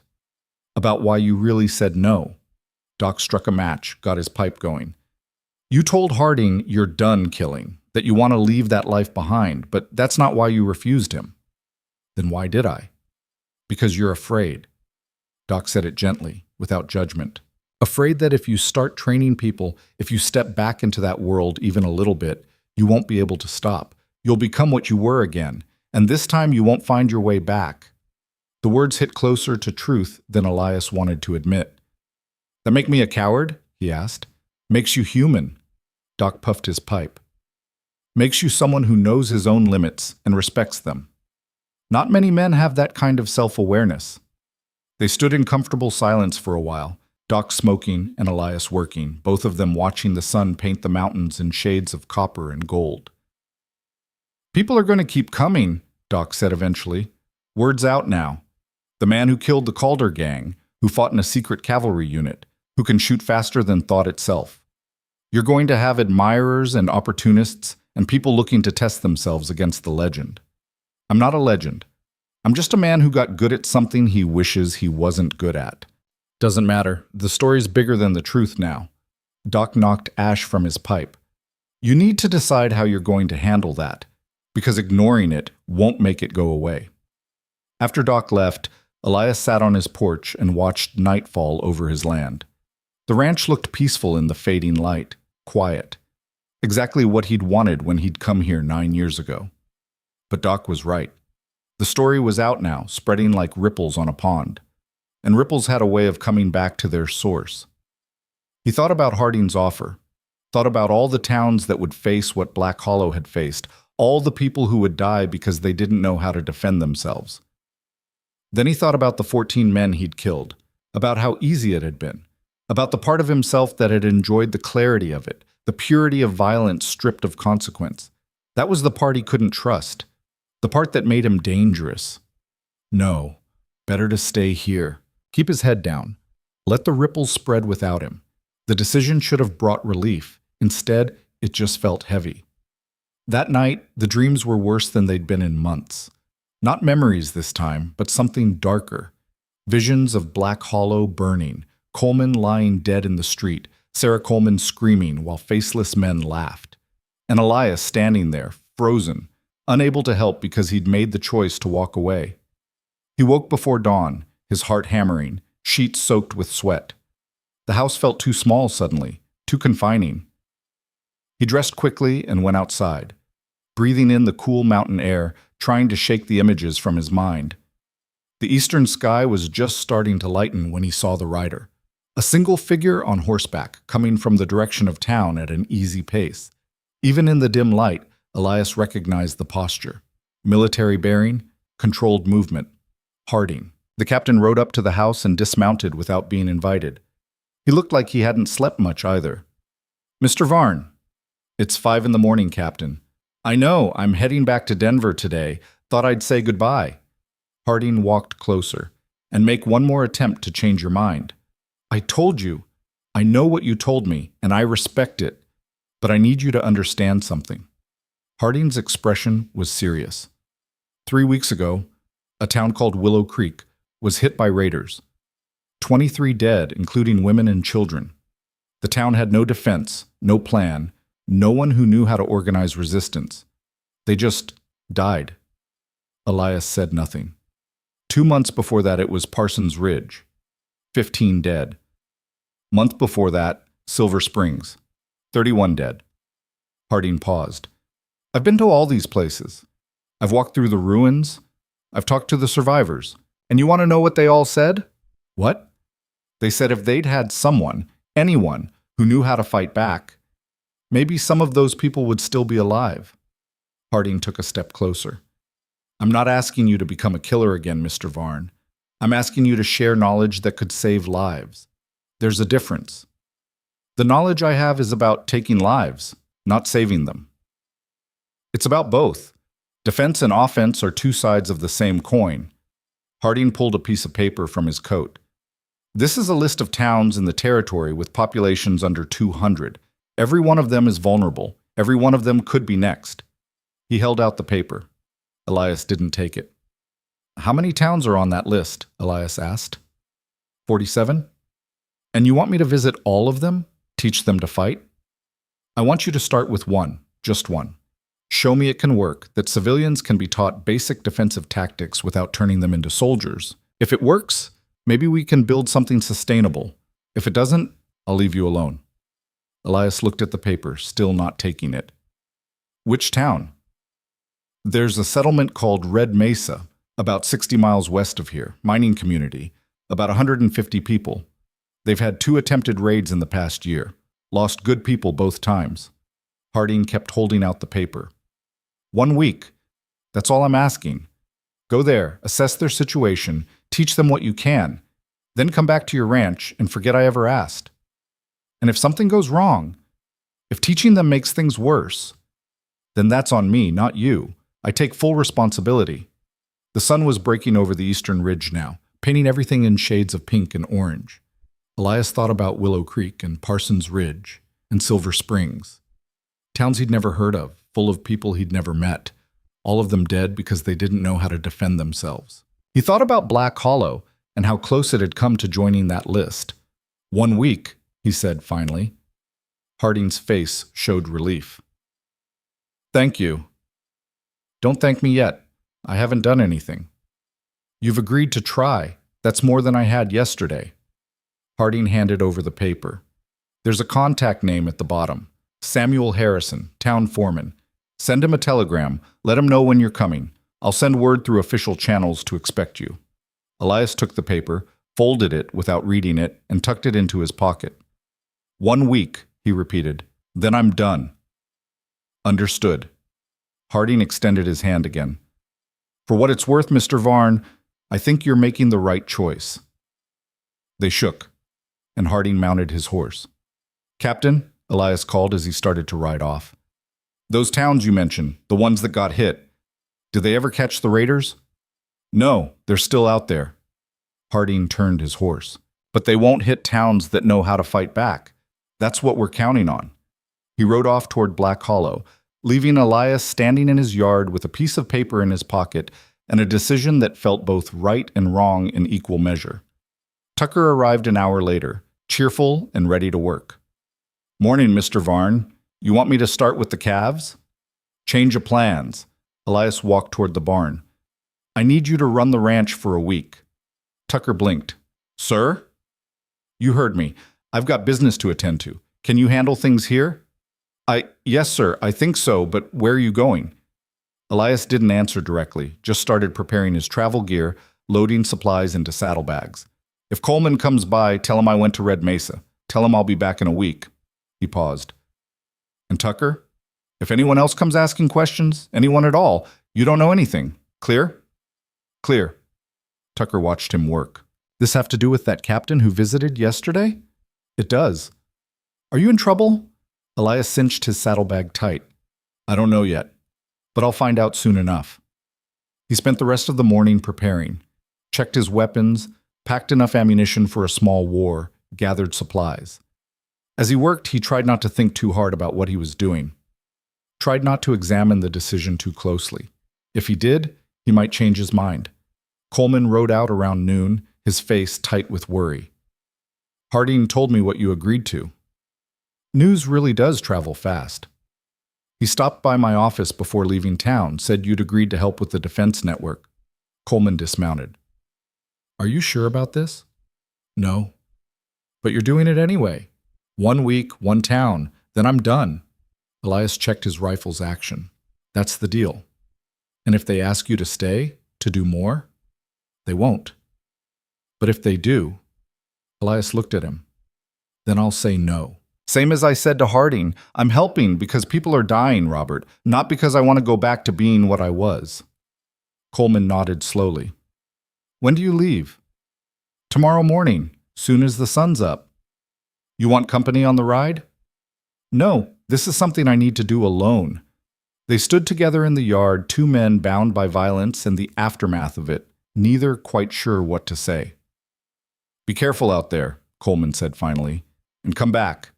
Town's gotten used to having you around. I'll come back, got a ranch to run. After Coleman left, Elias finished his preparations in silence. By sunset, everything was ready. He'd leave at dawn, ride hard for Red Mesa, spend a week teaching people how to kill other people in service of staying alive, and then come home. Simple. Except nothing about it felt simple. He sat on his porch that evening, watching stars emerge one by one in the darkening sky. Somewhere out there, in a town he'd never seen, people were waiting for him, hoping he could teach them something that would keep them breathing when violence came calling. He'd spent 9 years running from this, 9 years trying to be someone else. Now he was riding straight back into it. The irony wasn't lost on him. Just before bed, he pulled out the photograph one more time, looked at the young man he'd been, standing among other young men who'd believed in something worth killing for. Most of them were dead now. The ones who survived had either drunk themselves into early graves or disappeared into the frontier, trying to outrun memories that followed like shadows. Elias had tried disappearing too, built a whole life around it, but some things, once learned, couldn't be unlearned. Some skills, once mastered, stayed with you, whether you wanted them or not. He was riding to Red Mesa to teach people how to survive, but deep down, he knew he was really going to find out if he could survive being the teacher. The ride to Red Mesa took 3 days through country that got progressively rougher and more desolate.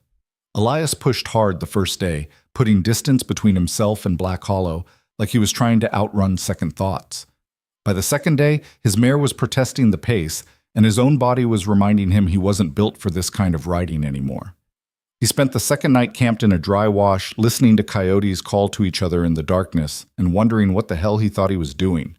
Teaching civilians to fight was like handing children loaded guns and hoping they didn't shoot themselves. Most people weren't wired for violence, couldn't think clearly when blood started flowing. Adding training to that equation could make them overconfident, which was worse than being afraid.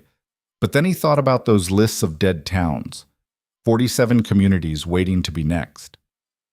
He didn't sleep much that night. Red Mesa appeared on the horizon just after noon on the 3rd day, a collection of rough buildings clustered around mine entrances carved into red sandstone cliffs. The town looked tired, like it was barely hanging on. Most mining settlements had that quality, but this one seemed worse. Half the structures showed damage from fire or violence, patched but not repaired properly. Elias rode in slowly, taking in details with the same tactical eye that had served him in Black Hollow. Single main street, few alleys, limited sight lines. The town was built in a natural bowl, which meant anyone on the surrounding ridges could see everything that happened below. Terrible defensive position. People watched him pass with the wary expressions of folks who'd learned not to trust strangers. A few men stood outside what looked like a saloon, hands resting on gun belts. Not hostile, just ready. He found the foreman's office near the largest mine entrance. Samuel Harrison was waiting outside, a broad-shouldered man in his 50s with iron-gray hair and the kind of face that had seen too much disappointment to expect good news. "You Varn?" he asked as Elias dismounted. "I am." "Harrison." They shook hands. Harrison's grip was strong, his palm rough with calluses. "Captain Harding sent word you were coming. Didn't expect you this soon." "Figured I'd get started." Harrison nodded, studying him with shrewd eyes. "You look older than I expected. No offense." "None taken. I am older than you expected. Harding says you're the man who wiped out the Calder gang." "I had help." "Still," Harrison gestured toward the town, We got about 40 men here who can shoot. Maybe 20 who can shoot straight. Rest are miners, not fighters. We've been hit twice in 8 months.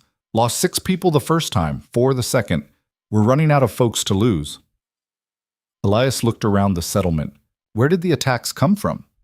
East Ridge both times. They came at dawn, rode straight down Main Street, shooting anything that moved. We tried to fight back, but Harrison shook his head. We didn't know what we were doing, just fired wild and hoped. How many raiders? 7 the first time, 5 the second. We killed 2 the first raid, 1 the second. They killed 10 of us total. Harrison's voice was flat, but pain flickered in his eyes. One of them was my son. Elias felt that land heavy in his chest. I'm sorry. Don't need sorry. Need to make sure it doesn't happen again. Harrison started walking. Come on. I'll show you around, introduce you to the men. They spent the afternoon touring Red Mesa. Harrison introduced Elias to the miners who'd volunteered to learn defense, weathered men with tired eyes and hands better suited to picks than pistols. Most looked skeptical. A few looked desperate. None looked confident. This is Elias Varn, Harrison told them as they gathered outside the saloon. Captain Harding sent him to teach us how to protect ourselves. I expect you to listen to what he says and follow his instructions. A younger miner, couldn't have been more than 25, spoke up. What's he going to teach us that we don't already know? We can shoot. Can you shoot while someone's shooting back? Elias asked. The young miner's expression faltered. Yeah, sure. You hesitated. That means no. Elias looked at the assembled group. Shooting targets and shooting people are different things. Shooting people who are trying to kill you is different again. What I'm going to teach you isn't just how to pull a trigger, it's how to stay alive long enough to pull it. Another man, older with a scarred face, raised his hand. You really kill 11 men by yourself? No, I had help. And it wasn't by myself, it was with planning, positioning, and people following orders. Elias paused. That's what wins fights. Not courage, not luck, just preparation and discipline. They didn't look convinced, but they didn't argue either. Elias spent the rest of that day assessing the town's defensive situation. It was worse than he'd thought. No clear fallback positions, no designated rally points, no plan for evacuating civilians. The men had guns, but no unified command structure, no communication system, no understanding of overlapping fields of fire. He sat with Harrison that evening in the foreman's small office, sketching out the town's layout on paper. You need to abandon this position, Elias said bluntly. Harrison blinked. What? This town. It's indefensible. You're in a bowl with high ground on 3 sides. Anyone with sense can sit up there and shoot down into your streets all day. You can't win that fight. We can't just abandon the mines. This is our livelihood. Your livelihood won't matter if you're dead, Elias pointed at his sketch. But if you won't move, then we need to make changes. Big ones. And your people aren't going to like them. Tell me. Elias laid it out. They needed to build barriers at the eastern approach, not walls, but obstacles that would slow riders and force them into kill zones. They needed to designate 3 buildings as strong points with reinforced positions and clear sight lines. They needed to establish a watch rotation on the eastern ridge so they'd have warning before attacks. They needed to drill the men until defensive positions became automatic. That's going to take more than a week, Harrison said. I know, but I can get you started, show you the principles. After I leave, you'll need to keep drilling, keep improving. Elias met his eyes. This only works if your people commit to it. If they go back to normal life the day I ride out, the next raiders will kill them just as easily as the last ones did. Harrison was quiet for a long moment. You think we can actually do this? Hold off an attack? If you follow the plan, yes. If you panic and forget your training, no. Elias folded the sketch. There's no guarantee in this kind of thing, Harrison. Just better odds. Better odds are more than we had before. The next morning, Elias started training in earnest. He divided the volunteers into 3 groups, assigned each group to a strong point, and began teaching them the basics. How to take cover properly, how to coordinate fire, how to reload under pressure, how to recognize when to hold position and when to fall back. It was brutal, frustrating work. Most of the men had never worked as a unit before. They didn't understand why Elias kept stopping them. making them repeat movements until they became automatic. They didn't see the point of drilling the same defensive positions over and over. "We already know this," the young miner, his name was Charlie, complained on the second day. "You're just making us do the same thing repeatedly." "That's right," Elias said, "because when bullets start flying, you won't remember complex instructions. You'll default to whatever you've practiced most, so we practice the simple things until they're instinct." "Seems like a waste of time." Elias stopped, turned to face him directly. "You ever been in a real fight, Charlie? Not a brawl. A fight where someone's trying to kill you." Charlie shifted uncomfortably. "No." "Then trust me when I say that in that moment, you won't be thinking, you'll be reacting, and if your reactions aren't trained, you'll do something stupid and die." Elias gestured to the group. "Everyone here has family, people who need them. The point of this training isn't to turn you into killers. It's to make sure you go home to those families when the fighting's done." After that, the complaints stopped. By the third day, Elias had them working on communication and coordination. He set up scenarios: raiders approaching from different directions, wounded men needing evacuation, fires breaking out during an attack. He made them run through each scenario repeatedly, calling out mistakes, forcing them to adapt. It wasn't pretty. These men would never be soldiers, but they were starting to understand how to work together, how to support each other, how to turn individual courage into collective strength. On the fourth day, a rider came in from the south with news. A ranch 40 miles away had been hit, 8 dead. The raiders had left heading north toward Red Mesa. Harrison pulled Elias aside. "That could be the same group that hit us before." "Could be. Or could be different raiders on the same route." Elias studied the map. "Either way, if they're moving north, they might come through here." "Are we ready?" Elias wanted to say yes, wanted to tell Harrison that 4 days of training was enough, but honesty mattered more than comfort. "No," he said, "but you're better prepared than you were, and that might be enough." They doubled the watch that night. Elias positioned himself on the eastern ridge with 2 of the more experienced miners, watching the darkness for movement. The night stretched out long and tense, every sound magnified by anticipation. Nothing came. The 5th day passed the same way. Training during daylight, watching during darkness. The men were exhausted, running on coffee and nerves, but they stayed focused.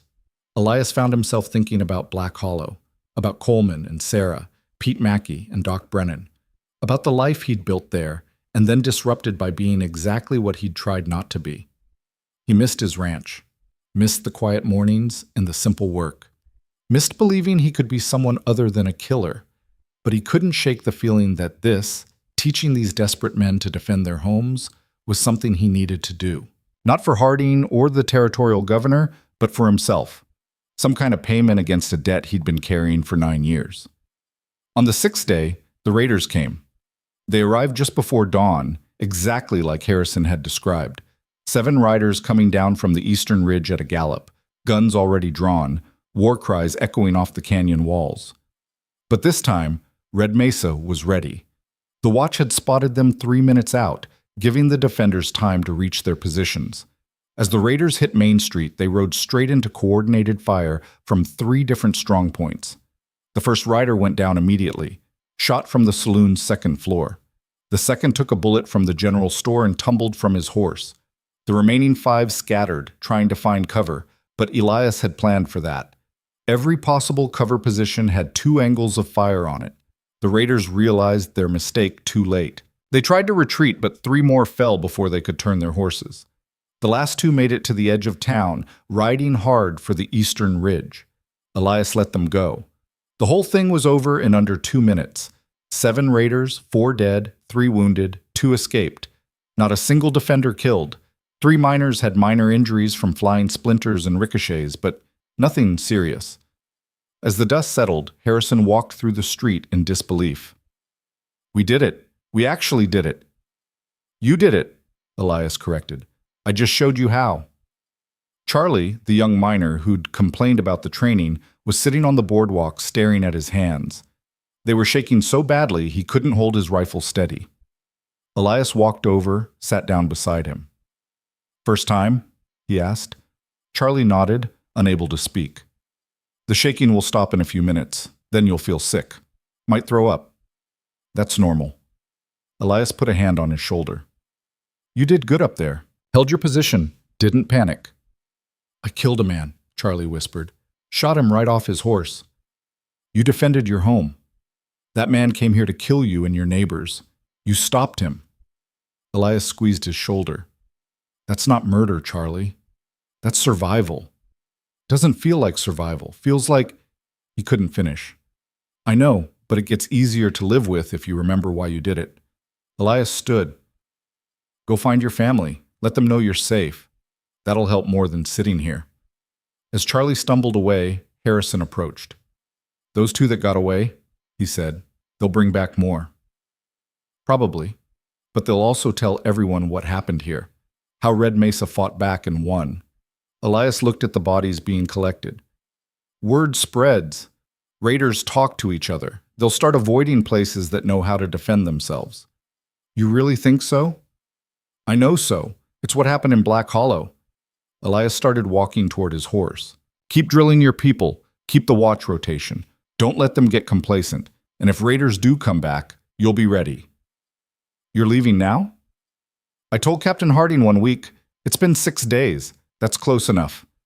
Elias checked his saddlebags, making sure everything was secure. Besides, you don't need me anymore. You've got the knowledge. Just have to keep using it. Harrison extended his hand. Thank you. For my son and the others we lost. Thank you for making sure it doesn't happen again. They shook, and Elias climbed into his saddle.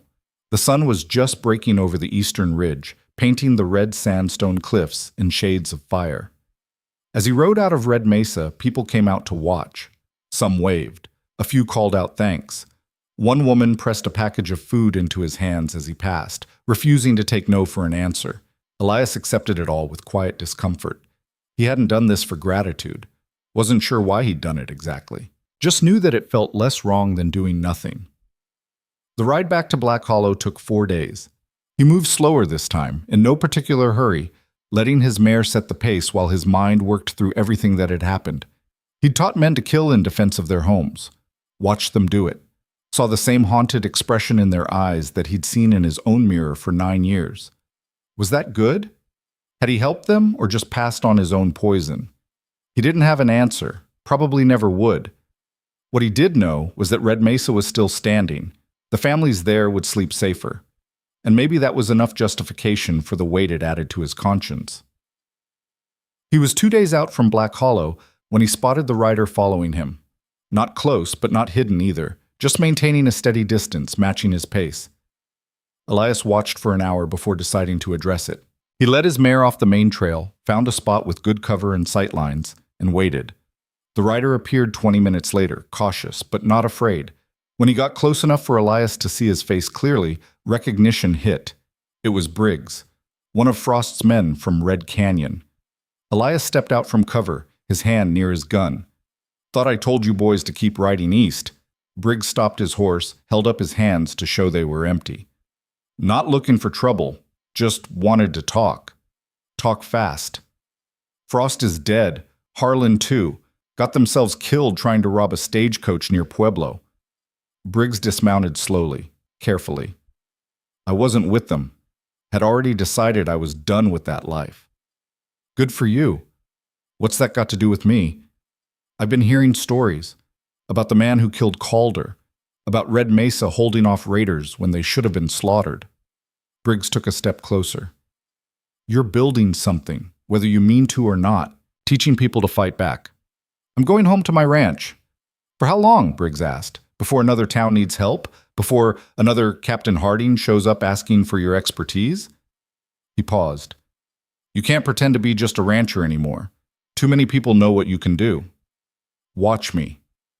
I'm not trying to provoke you. I'm trying to warn you. Briggs's expression was serious. Men like Frost, like Calder, there are dozens of them out there. And now they're all hearing about you. Some will avoid the towns you help. But others? He shook his head. Others will come looking, wanting to prove they're better than the legend. Elias felt the truth of it settle in his bones. So what do you suggest? Stop being reactive. Stop waiting for problems to find you. Briggs met his eyes.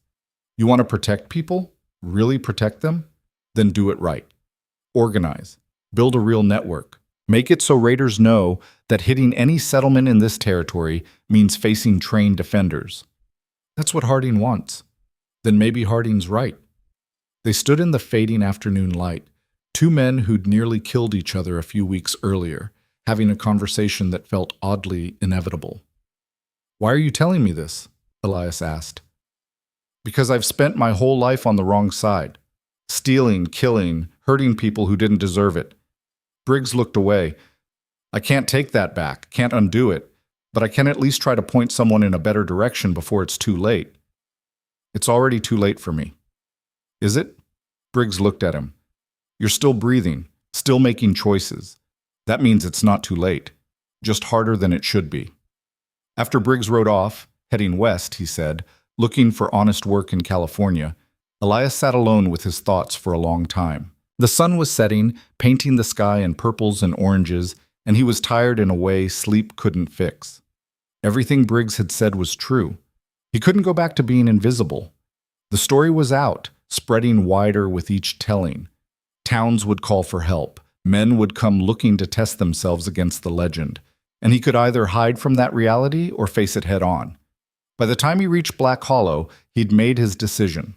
Coleman was waiting outside his office when Elias rode in.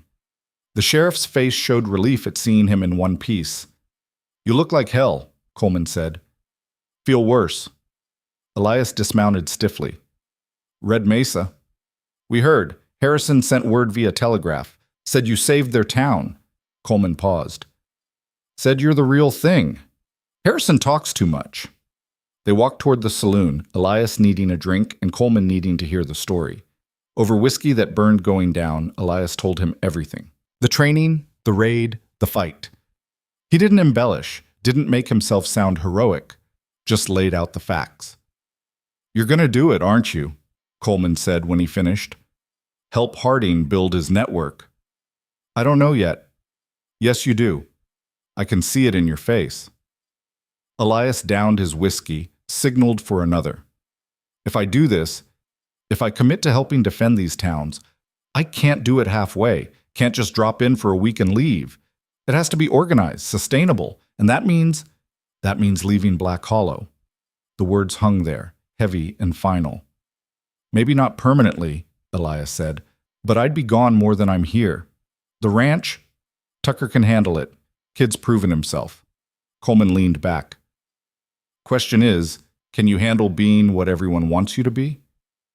"I don't know, but I know I can't handle being what I was, pretending none of this matters while people die." Elias met his eyes. "For 9 years I've been running from who I was. Maybe it's time to stop running and use it for something that matters." Coleman nodded slowly. "Sarah's going to miss having you at Sunday dinners." "I'll miss them too." They sat in comfortable silence, two men who'd been through violence together and come out the other side, changed but intact. "When are you telling Harding?" Coleman asked. "Soon as I get settled back home. Figure I owe Tucker an explanation before I upend his life again." Elias stood. "But first I need about 12 hours of sleep and a bath that doesn't involve a creek." He rode out to his ranch as the sun was setting. Tucker was in the barn, finishing evening chores, and looked up with obvious relief when Elias appeared. "Mr. Varn, you're back early."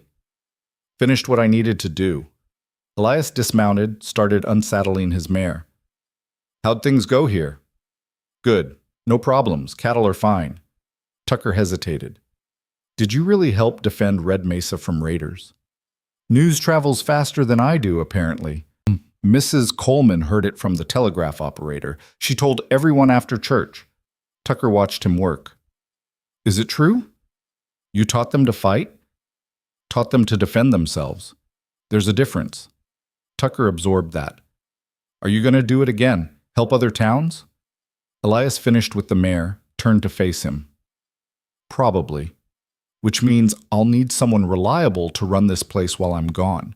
Someone who knows the land and the work." Tucker's eyes widened. "You mean, I'm offering you a partnership. You run the ranch, keep things going, take a fair share of the profits. In exchange, I get to leave when needed without worrying the place will fall apart." Yes. Yes, sir. I won't let you down. I know you won't. Elias put a hand on his shoulder. You're a good man, Tucker. Don't let what happened during the shootout change that. What you did was necessary. Don't let it define you. Tucker nodded, emotion clear on his young face. Thank you, Mr. Varn. That night, Elias sat on his porch and looked out at the land he'd worked for 9 years. His ranch, his quiet life, his attempt at redemption through isolation. It hadn't worked. Not really. He'd just been hiding, pretending the world's violence couldn't reach him if he stayed small and invisible enough. But violence didn't care about intentions. It came for the prepared and unprepared alike. And if he had knowledge that could help the unprepared survive, then hiding that knowledge was its own kind of sin. He thought about all the people he'd killed during the war, all the choices he'd made that still haunted his sleep. He couldn't undo those, couldn't bring back the dead or erase the blood from his hands. But maybe he could balance the scales a little, save a few lives to offset the ones he'd taken. It wasn't redemption, wasn't forgiveness, just accounting. The next morning, he rode into town and sent a telegram to Captain Harding in Denver. Harding, stop Red Mesa successful. Stop willing to discuss expanded role. Stop terms and limitations to be negotiated. Stop Varn. The reply came back within 2 hours. Varn, stop will arrive Black Hollow within week. Stop. Prepared to meet your terms. Stop. This will save lives. Stop Harding. Elias read the message twice, then folded it and put it in his pocket. There was no going back now. He'd made the choice. All that remained was figuring out how to live with it. He spent the week preparing, organized his ranch records for Tucker, made sure the young man understood every aspect of running the operation, sat with Coleman and Doc Brennan, explaining what he was planning, asking them to watch over Tucker while he was gone. You're really doing this, Doc said. It wasn't a question. I am. Think it'll work? This network Harding wants to build? Don't know, but it's better than doing nothing. Elias looked at his hands, weathered, scarred, still steady despite everything. I've spent my whole life being good at one thing. Might as well use it for something worthwhile before I'm too old to matter. When Harding arrived the following Wednesday, they met in Coleman's office. The captain looked tired but determined, spreading maps across the desk showing settlements throughout the territory. Here's what I'm proposing, Harding said. You'd have a roving commission, visit settlements, assess their defensive needs, train volunteers, establish communication networks. 6 months initial commitment, with option to extend if it's working. And my terms? Name them. I choose which towns to help and how long to stay. No politicians telling me what to do. No schedule that puts politics over effectiveness. Elias pointed at the map. And if I say a town can't be defended, we evacuate it instead of sacrificing people to make a point. Agreed. I keep my ranch. It's home base. Tucker Hayes runs it while I'm gone, and he gets fair compensation for his work. The territorial government can arrange a stipend. I don't want anyone thinking they own me. Tucker gets paid from ranch profits, not government money. Elias met Harding's eyes. And one more thing. I'm not doing this to build a legend or become some kind of hero. First time someone tries to turn me into a symbol or use me for political gain, I'm gone. Clear? Crystal clear. Harding extended his hand. Welcome to the Territorial Defense Network, Mr. Varn. They shook on it, and Elias felt the weight of the decision settle across his shoulders like a yoke. Heavy, but not unbearable. Just different from the weight he'd been carrying. Over the next 2 months, Elias visited 7 towns. Some were like Red Mesa, desperate and willing to learn. Others were resistant, suspicious of outsiders telling them how to live. He worked with the ones who wanted help and left the ones who didn't. Word spread faster than he traveled. The man who'd killed the Calder gang was coming. The Kansas Devil was teaching towns to fight back. The legend grew with each telling, adding details that weren't true and ignoring realities that were. Elias hated it. Hated being stared at, being treated like something other than human. But he understood it was part of the price. People needed symbols, needed heroes to believe in. He could be that for them, even if he knew the truth was far messier. 3 towns he helped successfully repelled raider attacks. 2 others avoided attacks entirely because word got out they'd been trained. One town ignored everything he taught and got wiped out 2 weeks after he left, 15 dead, including children. That one kept him up at night, made him wonder if his presence had actually made things worse by giving them false confidence. But Harding showed him the numbers. Overall, raids were down, deaths were down. The network was working, imperfect but functional. It was September when Elias returned to Black Hollow for the first time in 6 weeks. The town looked the same, but he felt different approaching it. Less like a resident, more like a visitor. Tucker had the ranch running smoothly. The cattle were healthy, fences maintained, house clean.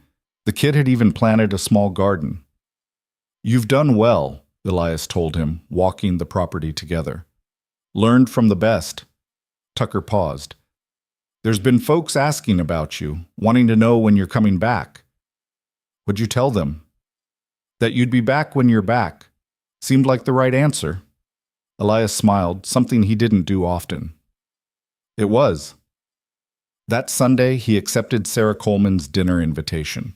The pot roast was as good as he remembered, the conversation comfortable. They didn't ask about his work, didn't press him for stories, just treated him like a neighbor who'd been away for a while. It felt normal, human, like maybe he could balance both lives, the wandering teacher and the quiet rancher. After dinner, he walked with Coleman through town. Main Street was quiet in the evening light, people settling into their homes, smoke rising from chimneys. "You look tired," Coleman observed. "I am tired." "But you're not quitting." "No, not yet." Elias stopped, looking at the place where Calder's men had died. The street had been cleaned long ago, but he could still see it in his mind. "I spent 9 years trying to forget what I was, trying to be someone else. Turns out that was the wrong approach." "How so?" "Because what I was, what I am, isn't just a killer. It's someone who survived when others didn't. Someone who learned hard lessons about violence and defense." Elias looked at Coleman. "That knowledge has value. Using it to help people isn't redemption, but it's better than burying it and pretending it doesn't exist." Coleman nodded. "You've changed, you know. Since all this started." "How?" "You're not hiding anymore, not from yourself or anyone else." Coleman smiled slightly. "It suits you." 3 weeks later, Elias was preparing to leave for another circuit through the northern settlements when a young drifter rode into town. He was maybe 19, all swagger and attitude, wearing his guns low like he'd seen in dime novels. Elias was loading supplies into his wagon when the kid approached. "You're Varn, right? The one who killed Rhett Calder?" "That's right." "I heard you were fast, fastest gun in 3 territories." The kid's hand hovered near his pistol. "Wanted to see for myself." Elias set down the bag he was holding, turned to face the kid fully. He didn't reach for his gun, didn't tense up, just looked at him with the kind of flat, empty stare that had made Frost back down in Red Canyon. "What's your name, son?" Elias asked quietly. "Billy. Billy Hart." "Well, Billy, I'm going to tell you something important, and you're going to listen carefully. Can you do that?" Billy's bravado faltered slightly. Yeah. I'm not the fastest gun anywhere. I'm just an old man who's killed more people than I can remember, and every single one of them haunts my sleep." Elias took a step closer. "You draw on me. One of 2 things happens. Either I kill you and spend the rest of my life remembering your face, or you kill me and spend the rest of yours knowing you murdered a man for reputation. You wanted to be famous, to be the man who outdrew the Kansas Devil." Elias's voice was cold, empty. "But there's no glory in it, Billy. Just blood and regret, and nights when you can't close your eyes without seeing the people you've killed staring back." Billy's hand had drifted away from his gun. His face had gone pale.